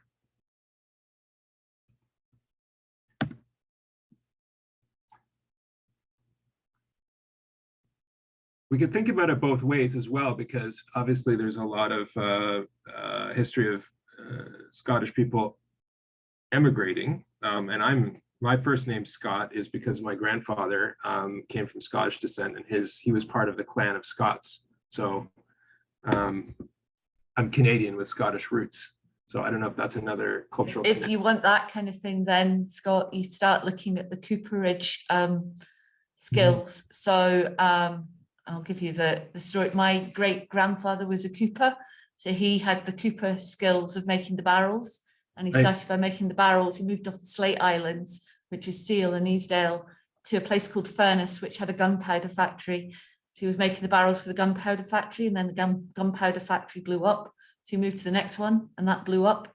So then he moved to Tinnaburra, where he was making the barrels for the fish. And then he eventually moved into the city, where he must be making the barrels for the stuff that went on the boats that went across the sea. And then his daughter emigrated to New York, where she met a Western Islander who'd emigrated from New York when he was 18. They met and married in New York. And if they hadn't come back, I wouldn't exist.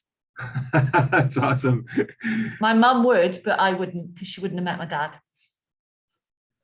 So I guess further proof of the international outlook. I mean, this is no country and no city is an island. And this whole program is really based on recognizing that and kind of confronting that possibility. I kind of think if you're looking at the kind of stories and the history, there's the skills that did it. We've explored it through every tree, and that the Gaelic language, the alphabet is taught by its links to and connections to trees.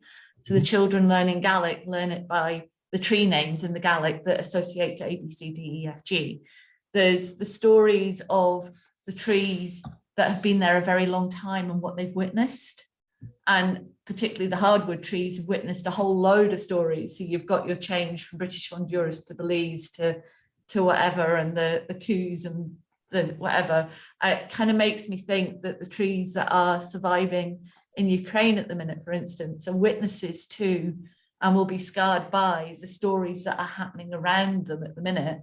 And we have trees in places, both in Glasgow and in other parts of the world, that are witnessing those stories. And it's that kind of if trees could talk kind of thing. And sometimes they can tell those stories by the age and the way or direction or the pollution in those trees can tell you those stories as well. And I also kind of think there's a bit hardwoods go into the barrels that whiskey is matured in.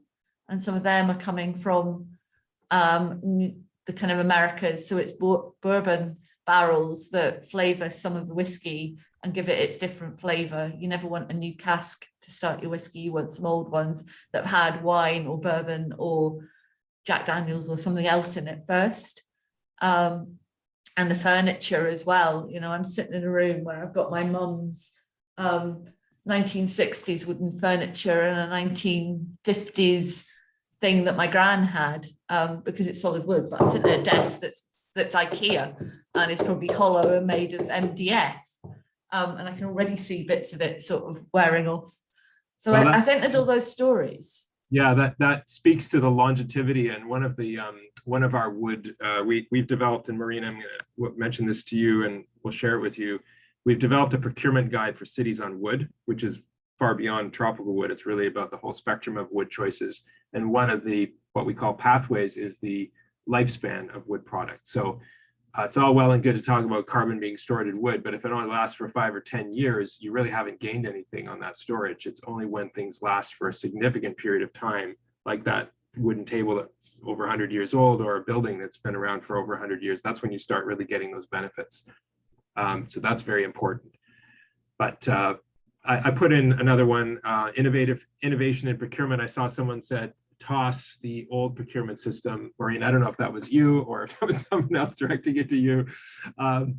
No question that procurement plays such a huge role, and the idea of using this project to innovate in procurement is very significant. And we would love, for example, to direct, some of the resources and the funds to that specific piece of it. Like, for example, a funding opportunity would be hiring an intern or even a part-time staff person in one of the departments.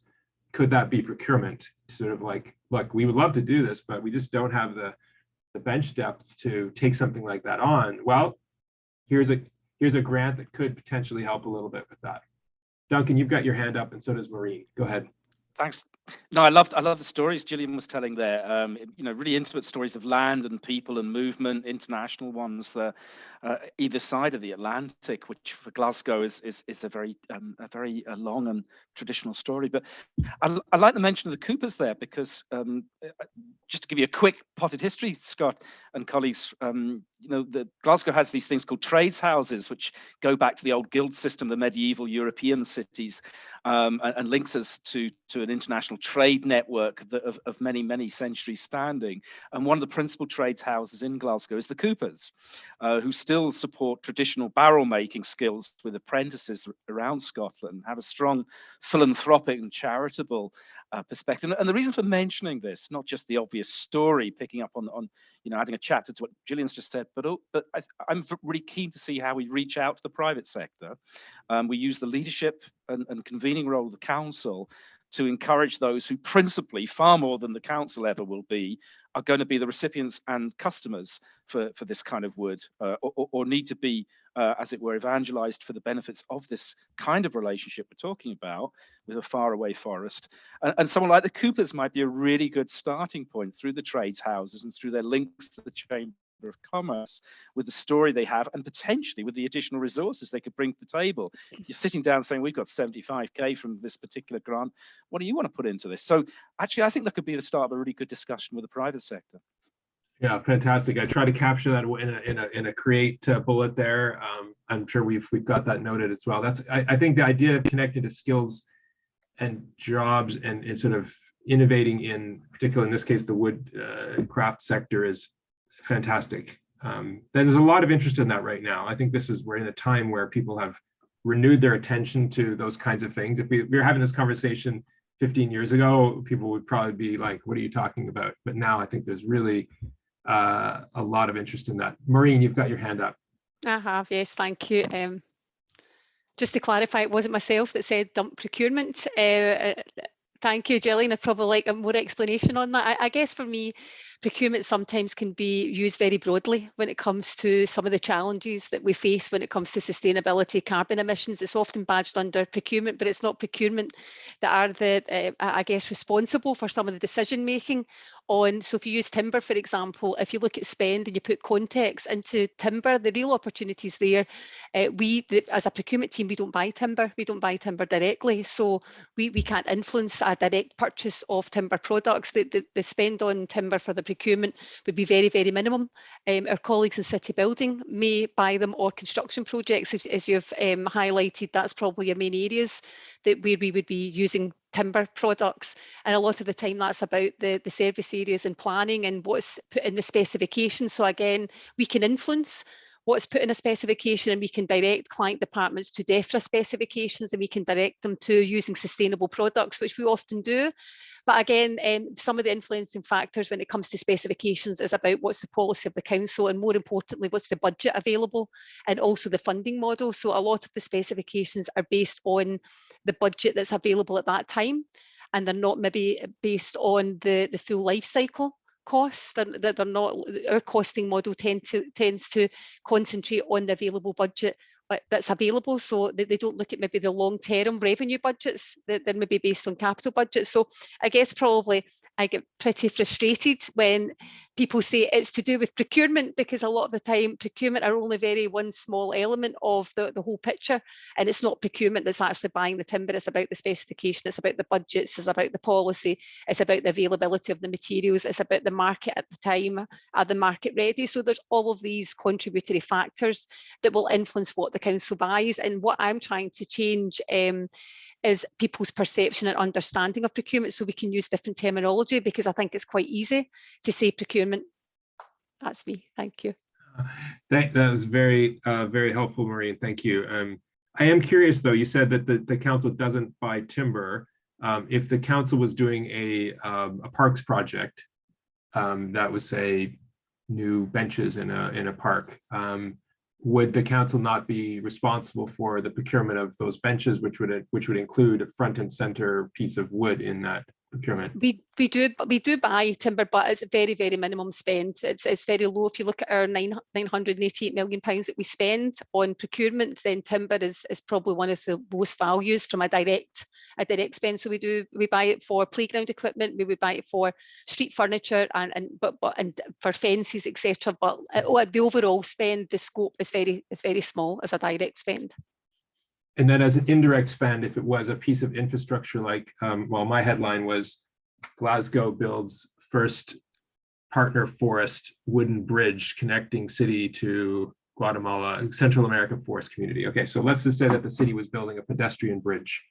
Now they would be obviously contracting that to probably that would be the specification. So that would be determining on, and it depends whether or not the council would be specifying the materials that the supplier had to build that particular bridge with, or whether we made an outcome spec and we said your bridge has to be sustainable, and in which case they may provide a solution which actually would not be timber. They may provide a solution that was actually more sustainable and more cost effective for the council in terms of long-term maintenance and repairs, etc., and sustainability in terms of getting the product. So there would be an overall considerations that we would have to consider on those particular projects. And a lot of the time we're trying to move towards outcome-based specifications because industries have better innovative solutions. So we tend to try and work with the marketplace to identify if there are alternative solutions out there that are more sustainable than what's currently available in the marketplace.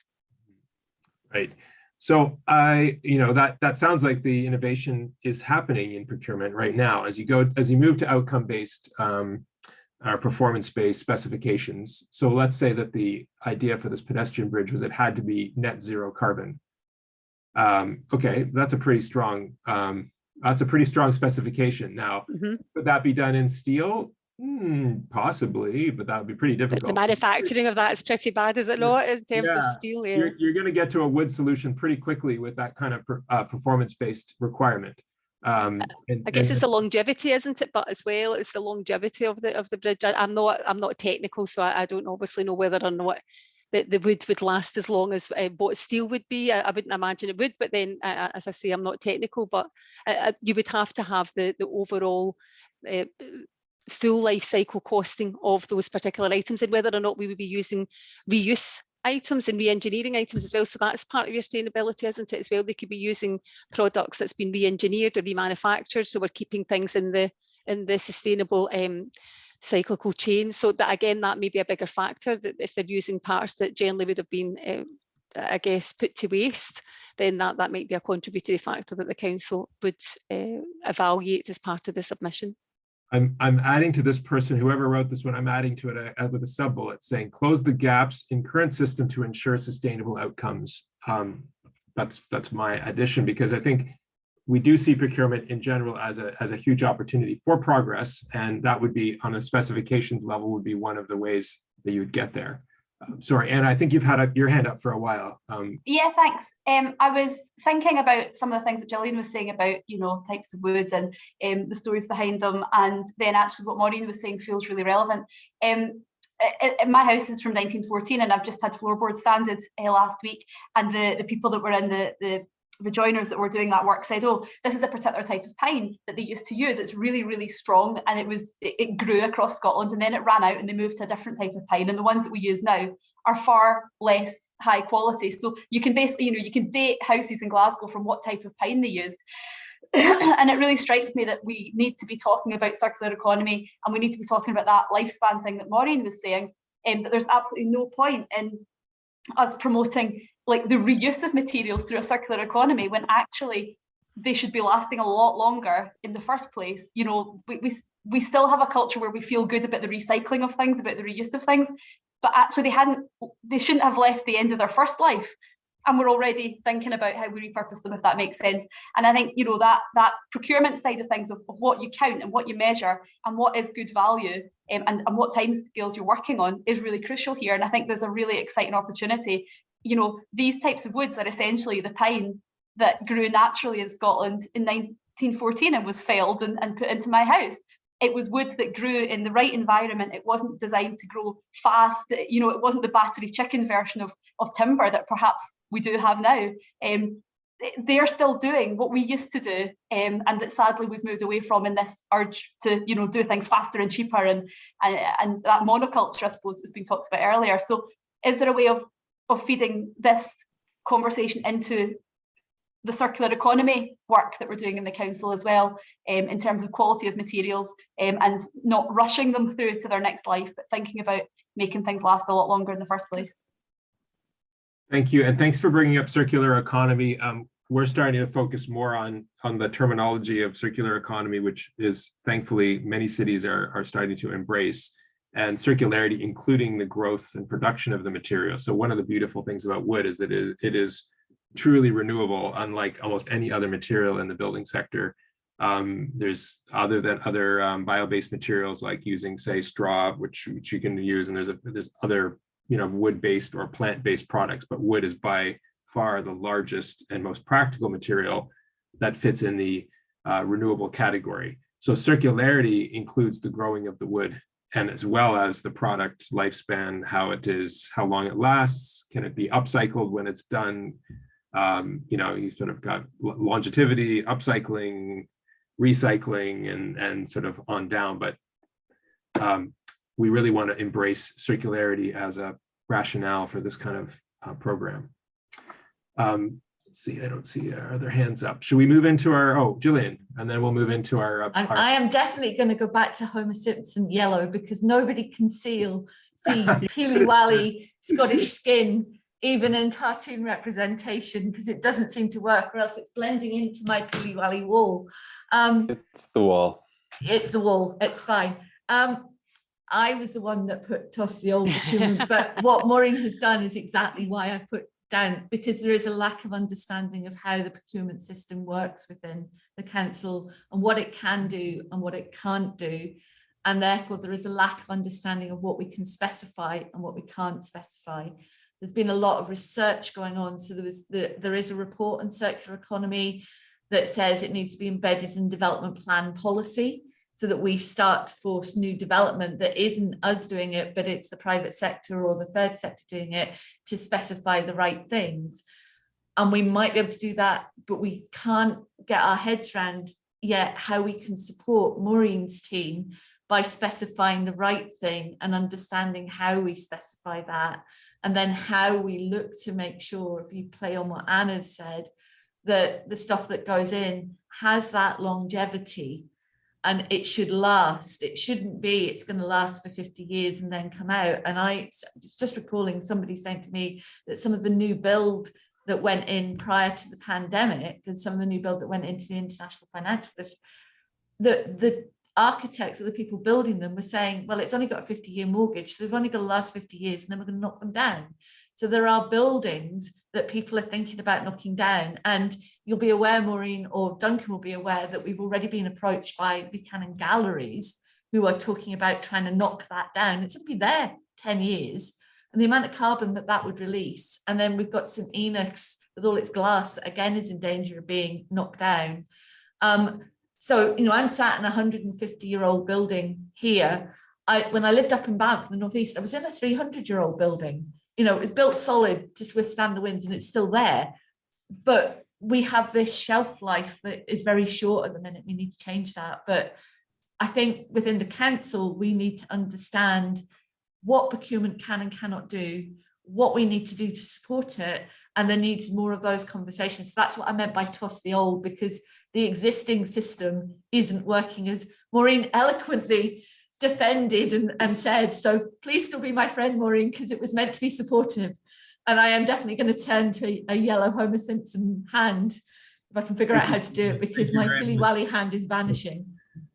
Kit, I see you've rejoined. If you're able to click on the Google Doc, shared Google Doc, it's called the whiteboard document. You can see that we just did a visioning activity called Keep, Toss, Create.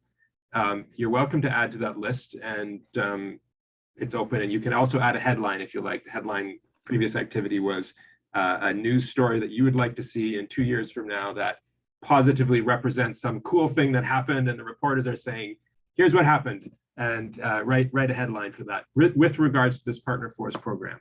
But I'm going to move forward. So our next activity is the co-creation of some ideas for a Partner Force program. What we're going to do is we're going to break out into 3 groups.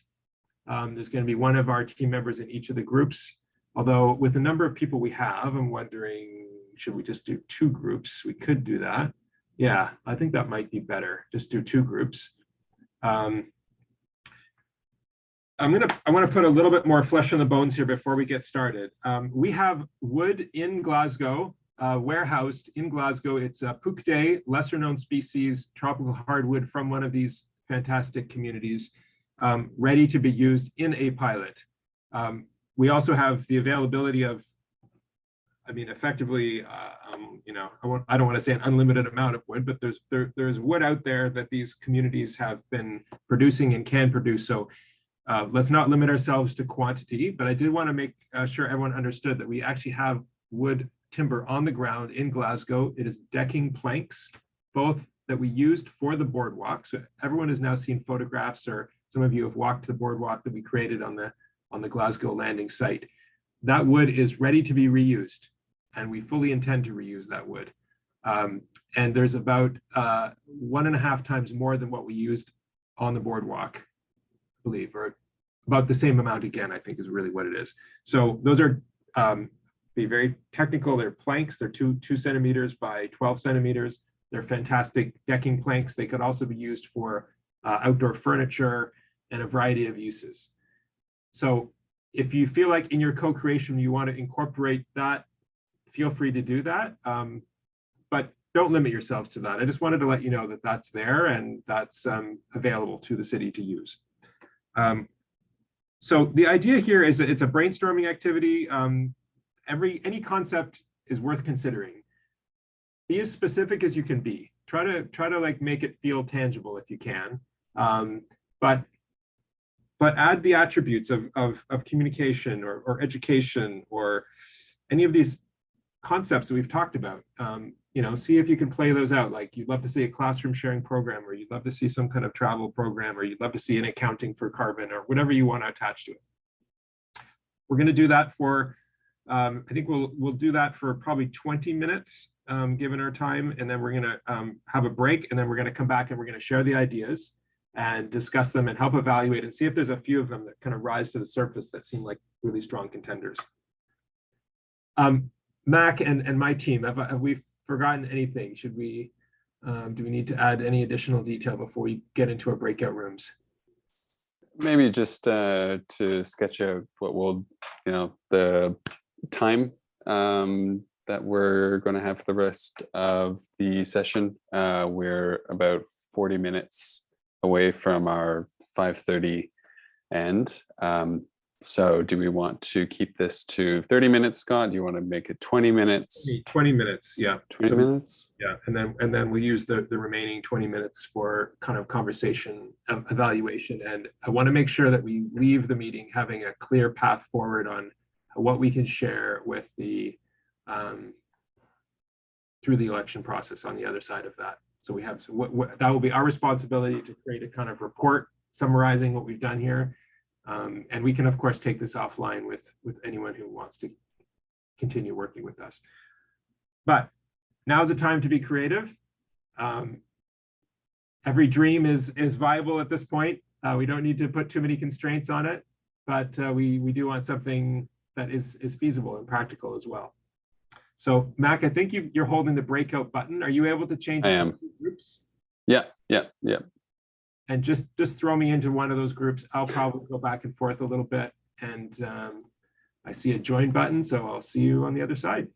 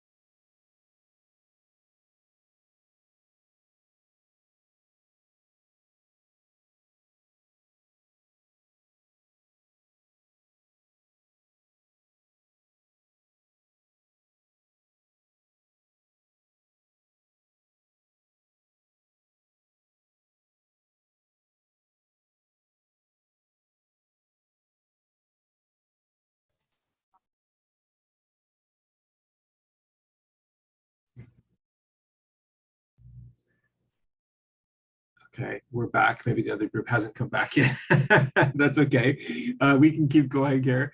I did want to emphasize that with the idea of the housing standard, I mean,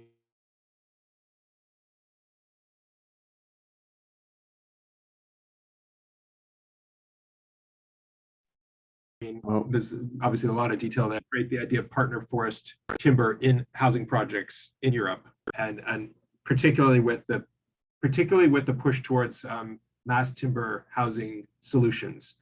So, for example, Amsterdam, we're starting a partner forest program with them. We put housing as one of the front and center opportunities, and again, the idea is small proportion of sustainably sourced tropical wood in a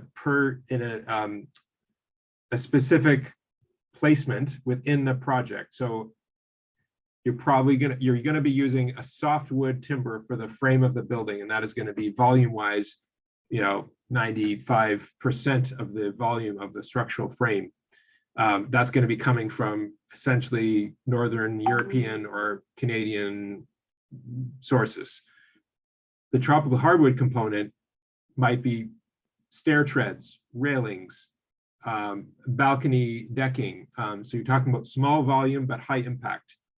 And so seeing these as compatible elements that are part of the same story of decarbonizing the built environment is we think a really powerful one. And that could be built into the standard somehow. That would require some close looking at how it's currently written. And that would be this first phase using this grant would be presumably some kind of, I'll use the term pilot again, where some current project is at the right phase of development that we could test the concept, like we did at a micro scale with the project at CSIC. Now that project is slated for expansion. So that was a housing unit they developed. Kit, did you make it over there to CSIC to see what they did at the Construction Scotland Innovation Centre? I didn't at COP, no. I was, it's sort of on the to-do list. I've been talking with Sam a little bit about getting a bit closer to the work that they're doing there, but I haven't been up there yet. It's on the to-do list. Well, do get over when you can. It's really a wonderful place. I mean, all the labs I've seen around the world, it's got a great balance of innovation and hands-on work, and the projects are right there. The insulation is there, the bio-based insulation, the frames. There's a lot of innovation going on. So that might, I don't know where CSIC fits in with the housing standard, if they're part of the development of that, or Duncan, is there any kind of linkage that exists between CSIC and, say, the housing standard?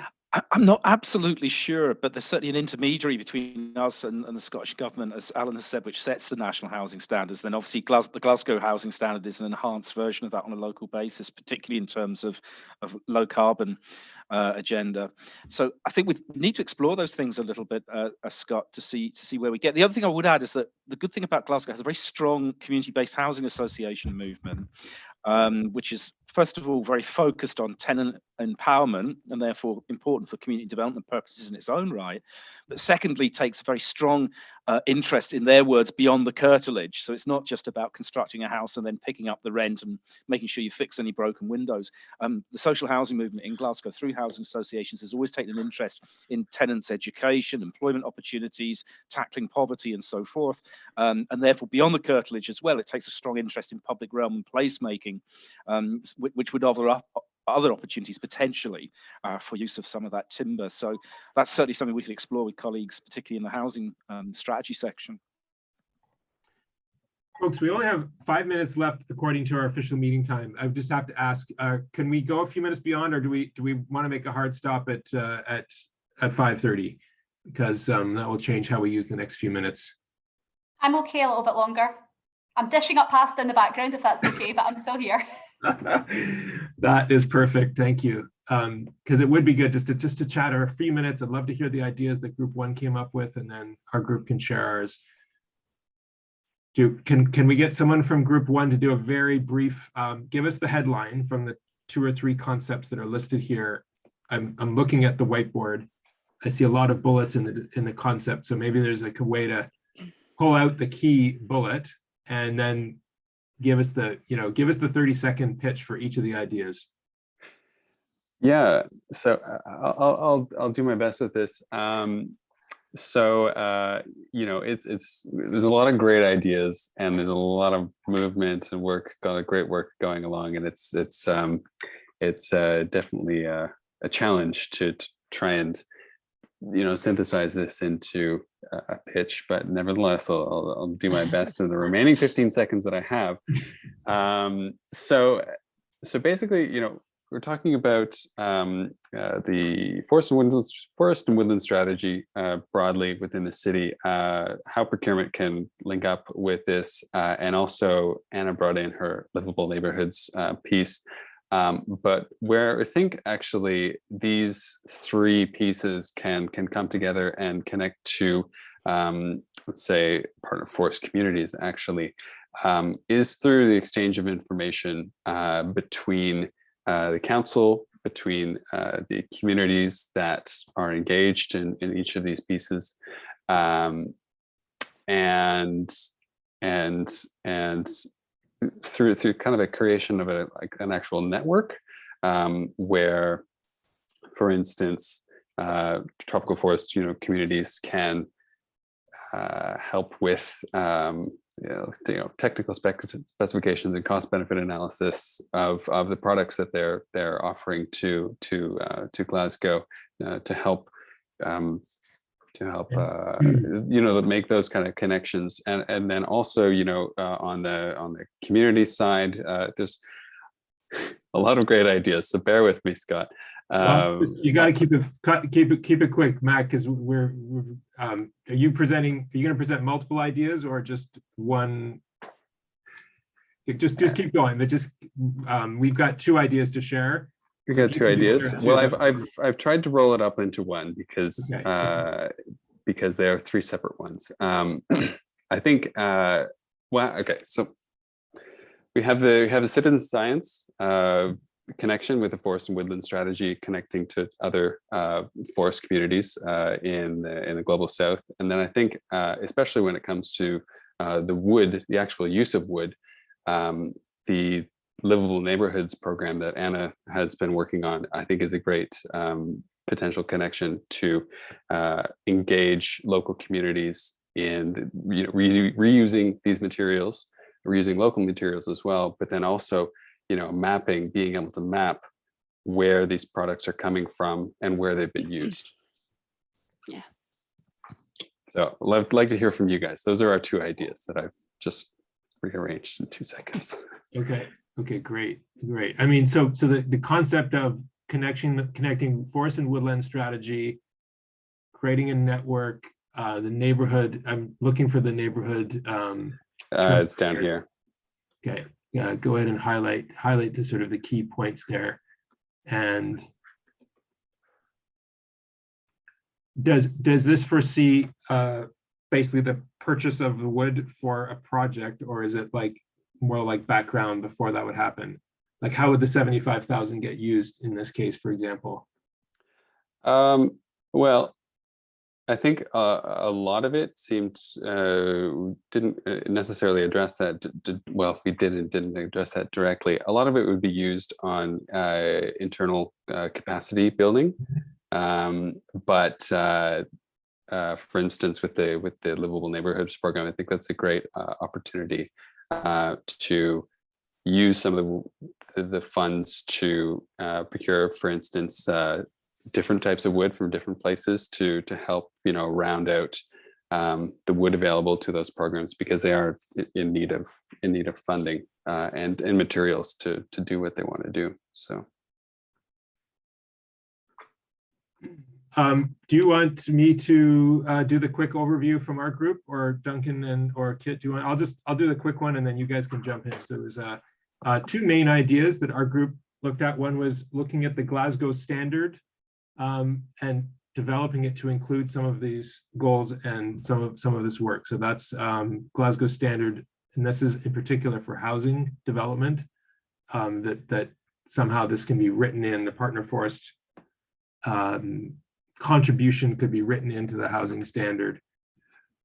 And the second idea was a forest economy academy, which would be created to support local skills across a wide spectrum of skills that include everything from the hands-on woodworking aspects, building on traditions like we've talked about in coopering and other things, connecting to skill development programs that are already in place, and adding to that the science and some of the procurement knowledge and so forth to build the capacity of participants to be part of this new economy that we know is coming.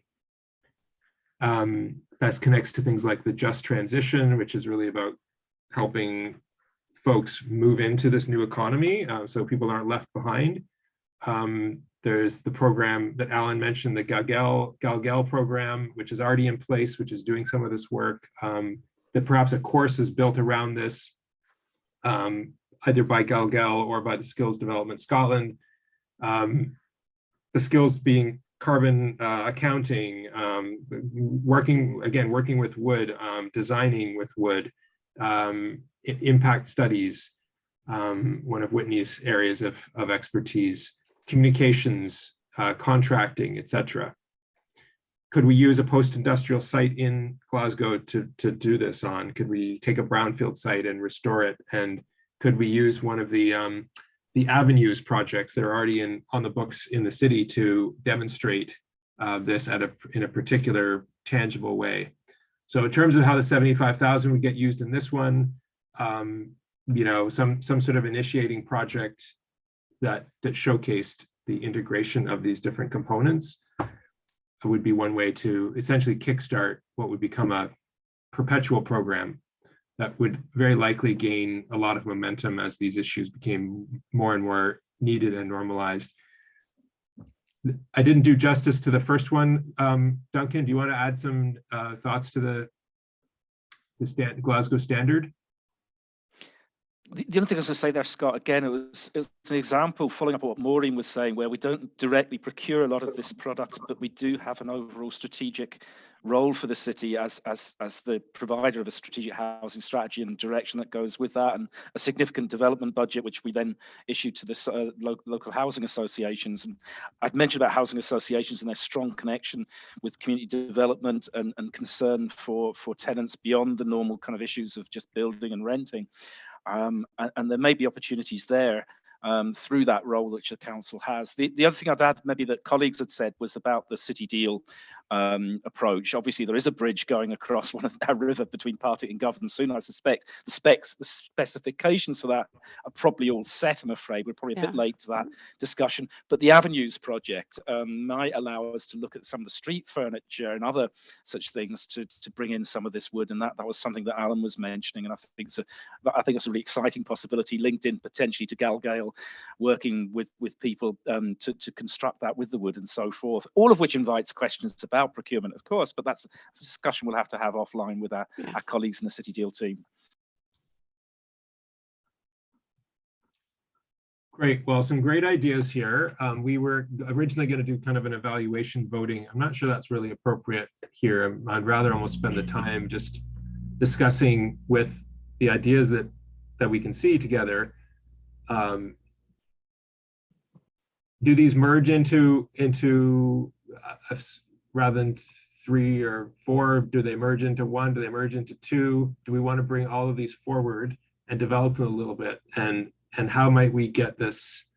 Anna, your hand is up, so I should just stop and defer to you, because this is where. Yeah, no, I was just going to say, I'm amused to see the Avenues there, because one of the things I said in my breakout room was we always go instantly to city centre when we think of exciting public realm, and I think that's doing everything back to front. I think we need to be really prioritising our communities, our local high streets, those little bits of public realm that we can really lift communities by making an effort with it, and that work is going on across the city. So I actually think you could maybe smoosh the livable neighbourhoods and the Avenues together in terms of they're both trying to do the same thing, which is, looking at where we can improve public realm through existing programmes that already have funding. So they're doing the same thing, but one's doing it on a community level and one's doing it more on that big, flashy city centre scale of project. But the ambition behind both of those is very similar. Is there an opportunity to do 2 at once, where if you're just being very practical, you'd say we're doing this particular block or of an avenue in the city center, and at the same time we're doing something either identical or very similar at a community which is further from the city center, but we're using the same ideas and processes? To an extent, livable neighbourhoods is very community up, so we're taking ideas on what interventions from communities, and we're very much going with, where there is support for those. The avenues is much more of a kind of strategic, large intervention that goes across the city centre. So they are they've got different principles behind them, but they're both, reducing car dependency, increasing, climate adaptation elements, as well as improving public realm, etc. We're doing the same stuff. We're taking different approaches, but yeah, I mean, if it depends how much wood you send over, we can put it everywhere. Great. Kit, your hand is up. Sorry, it's the end of the day and I've forgotten how to unmute myself. By about 5:30, my ability to operate IT just goes out the window. I think, yeah, I was just going to build on what Councillor Richardson said, which is actually the way that I talked about the academy. It was more about kind of, I was bearing in mind your point, Councillor Richardson, about you need to show people what this looks like, but also how do you anchor it in that longer term structural change of the economy that we need to see. And I think, as well as those two projects, we sort of forget that there's a wider cohort of programs and change going on, whether it's along public sector estate or, the NHS is doing, building retrofit and all those kinds of things. So I think the way that I had sort of seen it is as a focal point for, providing practical entry points into projects, but about building the capacity and the skills that are needed in all different domains, whether it's public institutions and their procurement, or whether it's about skills and crafts for actually, local construction of wood, whether it's reskilling and upskilling for people who have been affected by the just transition, or, those kinds of, it's sort of a nexus for multiple different agendas all at once, I think. Here's what I'm wondering. If we were to take this, our team, spend a bit of time and try to synthesize a little further, because we've heard a lot from you that we've captured in other notes, and create 2 or 3 draft proposals that would be, and we're going to talk about this, how do those move forward. But if we were to do that, and just invite everyone participating here, and even if it's appropriate, we could invite some that didn't manage to make it to the meeting to comment on those. That may not be the right thing to do, but let's just say at the very least, the folks that are with us right now, just even to spend 20 minutes on a review with some, track changes, suggestions, that would become part of this report that would then get passed across the line, so to speak. But let's talk about that. What would be a viable product that we could create? Let's call it the report from this workshop, the Partner Forest report. What should that look like to show up on the other side of the election? Maybe start with Anna and Duncan and Julian, but Anna, do you want to go first? Do you have any clear idea about what that should be? I think in terms of, it's always nice to go to committee with a bit of a story. Clearly anything needs a sort of progress report, and I think getting it on the radar of the people who have an interest on the other side. Some will be different, some will be new people, and some will be folk that maybe are already a little bit plugged into this service. So I think finding a way to get it to ESCR as the committee, the policy committee here, but with a bit of shape around it, not just saying we're going to take the money and we've got no idea what we're doing with it. To create a little bit of shape, I think, is always good to show the direction that we're trying to go in, and the fact that there's a little bit of money attached to this helps to draw attention to it as well, because that money will have to be formally accepted, and again that gets it on the radar of the committee process, so that's a positive. And I think it just feels like a really nice good news story if you're able to tie it into things that are already going on, so it does look like it's very much woven through what's already happening. I think that's really positive.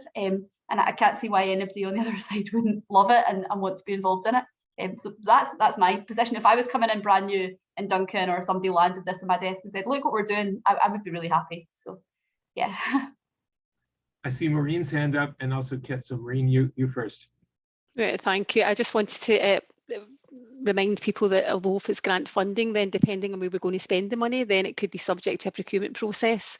So it's not as simple as we can take the money and spend it in X. It'll depend on what we're going to be, what the X is going to be, and whether or not we have to go out to a competitive competition for those particular procurements. So I think it's really just to give a wee bit context to that, and it may slow down the process as well, depending on what that project's going to be. I did have another question as well. I think there was a mention of the wood.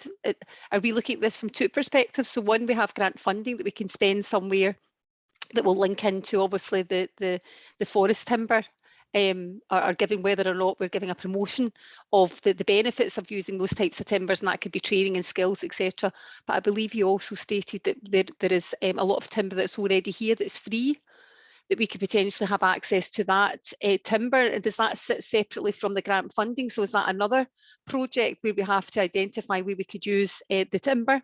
And again, I think Anna had said, Councillor had said that, but could we do that as a design competition to kind of spark an interest in a story, to say that look at all this timber, where could we use it in the local community, and you're using maybe a local SME, so that all of that could tie in together, couldn't it, as part of the competition and the promotion of I guess that's your opportunity to give insight into what you're trying to achieve through this project as well. So I think there's two kind of perspectives and two objectives that we're looking for just now, and it's whether or not we separate them out and deal with them differently. And I don't know if your report is going to separate them out either, or if it's getting put in together. So my quick reaction to that is that it should be the same, that we would use the timber that has already been purchased on behalf of the program for the furtherance of the program.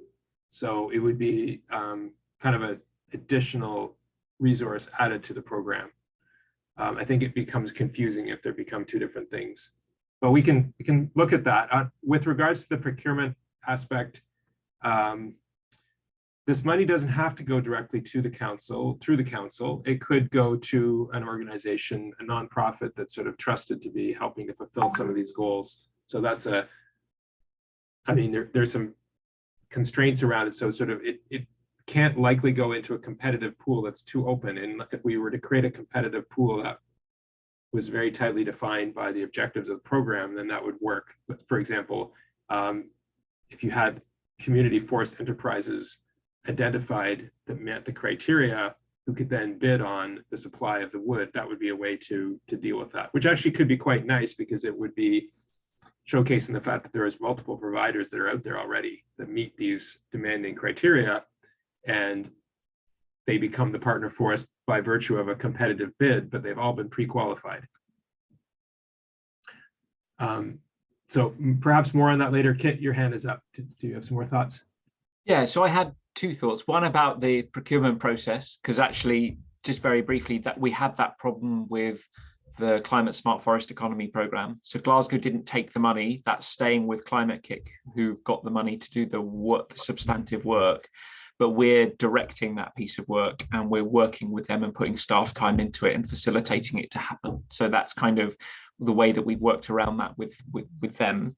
But I think in terms of what it needs to look like, and it's perhaps not a write-up of today, but kind of in terms of what a proposal needs to look like for me, I think the other thing that it needs to show that short-term action anchored in that long-term change. And I think to do that well, it also needs to be quite heavily linked with lots of the different actors in the city region. So you would want to, if we wanted to do that just transition piece, you would want to see Glasgow being on board, you know, but similarly we would want Skills Development Scotland saying, well, this is a right strategic fit for us from the climate, you know, from their climate emergency skills action plan, etc. So that's quite easy to do. I think it's just a piece of kind of further refinement and engagement and involvement with the different players, so that we understand how they all fit together, and you know, and that they're all signed up and endorsing that as well, because I think there'd be a lot of value added by showing that strategic alliance, you know, which is kind of where we're trying to think about with the CSFEP, is that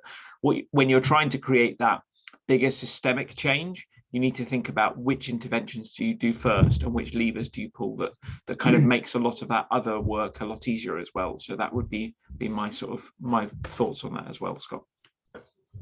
That's great. Very well said. And by the way, Glasgow, as an example, could be, in theory, the recipient of the entire grant to then distribute to other partners, or you could identify 3 organizations who split the grant with their respective components. I mean, there's this is a sub-grant, so it's ideally to go to a nonprofit entity of some kind, which could be the city, but it's even easier in many respects to give it to an organization that has a nonprofit status, and they become the administrator of the funds, as it were. So if there was one that had a clearly leading role to play in the project, then it would make most sense to send it directly to them. It could be that, for example, a university. We're looking at with Amsterdam, the AMS Institute, for example. We're also working with a nonprofit in the Netherlands called Probos, who works with sustainable wood sourcing. So that's the way we're looking at for some of the other cities, is actually using a well-trusted local nonprofit in the city to be the recipient of the funds. It's Duncan. I was just to say, I absolutely see how what we're talking about today could form a really exciting set of proposals to put before a new intake of elected members when the committee structure starts up again after the elections, which won't be probably until after the summer recess. So it's a few months to go, which also is both a positive thing, but also I think puts a responsibility on those of us who will continue to be officers of the council during the period intervening between now and then to actually clear the way. So if we are talking about doing things, for instance, with the Glasgow Standard for Housing, that's a significant set of conversations we need to be having from next week.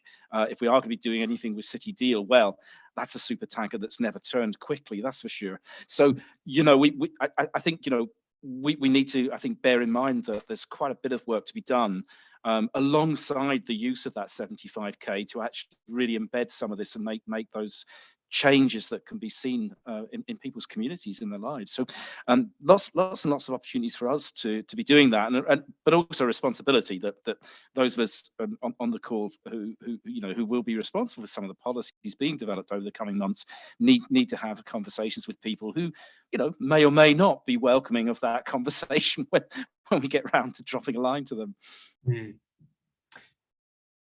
It looks to me like there's 3 proposals here. That there's one that seems to be that it's the connection between the this sort of network idea of the well, there's the livable neighborhoods piece, and Mac, you've now separated that from the forest network. So perhaps that's 2, and then there's 2. Maybe there's a total of 4. If there was 3 or 4 project ideas that came through this report to the other side, is that a good number? Is that too many, or is it good to have those choices so that we offer that and say, look, we've had this wonderful workshop with staff and leaders from the council. Here's what we've come up with. The money is available. The process is an MOU gets signed. It's a very simple MOU. We hope it will be easy to sign. Once the MOU is signed, its sub-grant can be issued immediately, but it's a process to, you know, get who is receiving the sub-grant. Okay, so then we've got this time frame over the summer to further refine this report, I suppose, and so we can start immediately and put together the draft report, share it back to you. Duncan, would you be the point person for sort of the draft report and to some degree communication with your colleagues in the city, say over that period of time, so that when we come to the end of the recess, we've got something ready to share? We can get into conversation about that, Scott, because I'm kind of changing my role a little bit. So, but very happy to add my shoulder to the wheel. But we'll get back to you on that one. Don't worry. Okay. Well, I don't want to stop the conversation, but I do want to say right now, this has been wonderful, and thank you so much. And really, we're really excited and inspired by what we've heard from you, by the enthusiasm. We'd love to communicate with any of you individually offline on things that we've talked about, whether it's ash trees or the Carbon Smart Forest Initiative, Forest Economy Initiative kit, and other things. So please feel free to reach out to us. So Mac, I'm going to just ask you if there's anything protocol-wise that we need to mention, but I just want to say that we'll start creating that draft report. We'll consolidate this, package it up, send it back to everyone for their contribution. Is everyone on the call except for Councillor Richardson a staff member that is going to be coming out the other side of the election in their more or less in their existing role, including Kent? You're in that capacity, right? Yeah. I was just sorry. Jokes don't translate well in the IT world, but you know, yes. Yeah, Okay. I'll be here. I think Kit is clearly trying to leave, but we don't allow our staff members to leave, so they are imprisoned until retirement. Good. Yeah. Scott, sorry, can I go ask a ahead, quick Maureen. question? Just Yes. in terms of the grant funding, is there conditions attached to that have to be included in the report as well, or is everyone familiar with those conditions? Generally, when we have grant funding, there's generally conditions and that might just be from a procurement perspective that might not be applicable for this project, but there's certain conditions which you've said in terms of the objectives that would have to tie in with the P4P. I'm assuming that will be included as part of your report. Yeah, we'll reiterate those conditions and include it as part of the report. We'll do That would sort be of good. a one-page overview of exactly what the grant is to be allocated for. That would be ideal. Thank you. Yeah, great. Well, thank you, everyone. Thanks for staying later.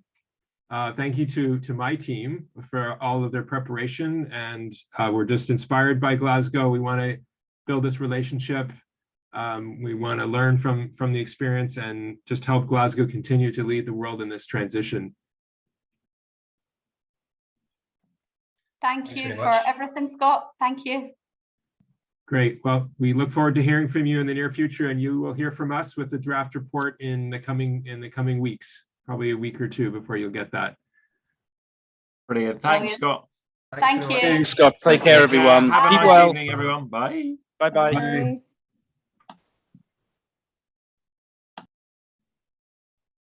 Hey, guys. Pulled it off. How's everyone feeling?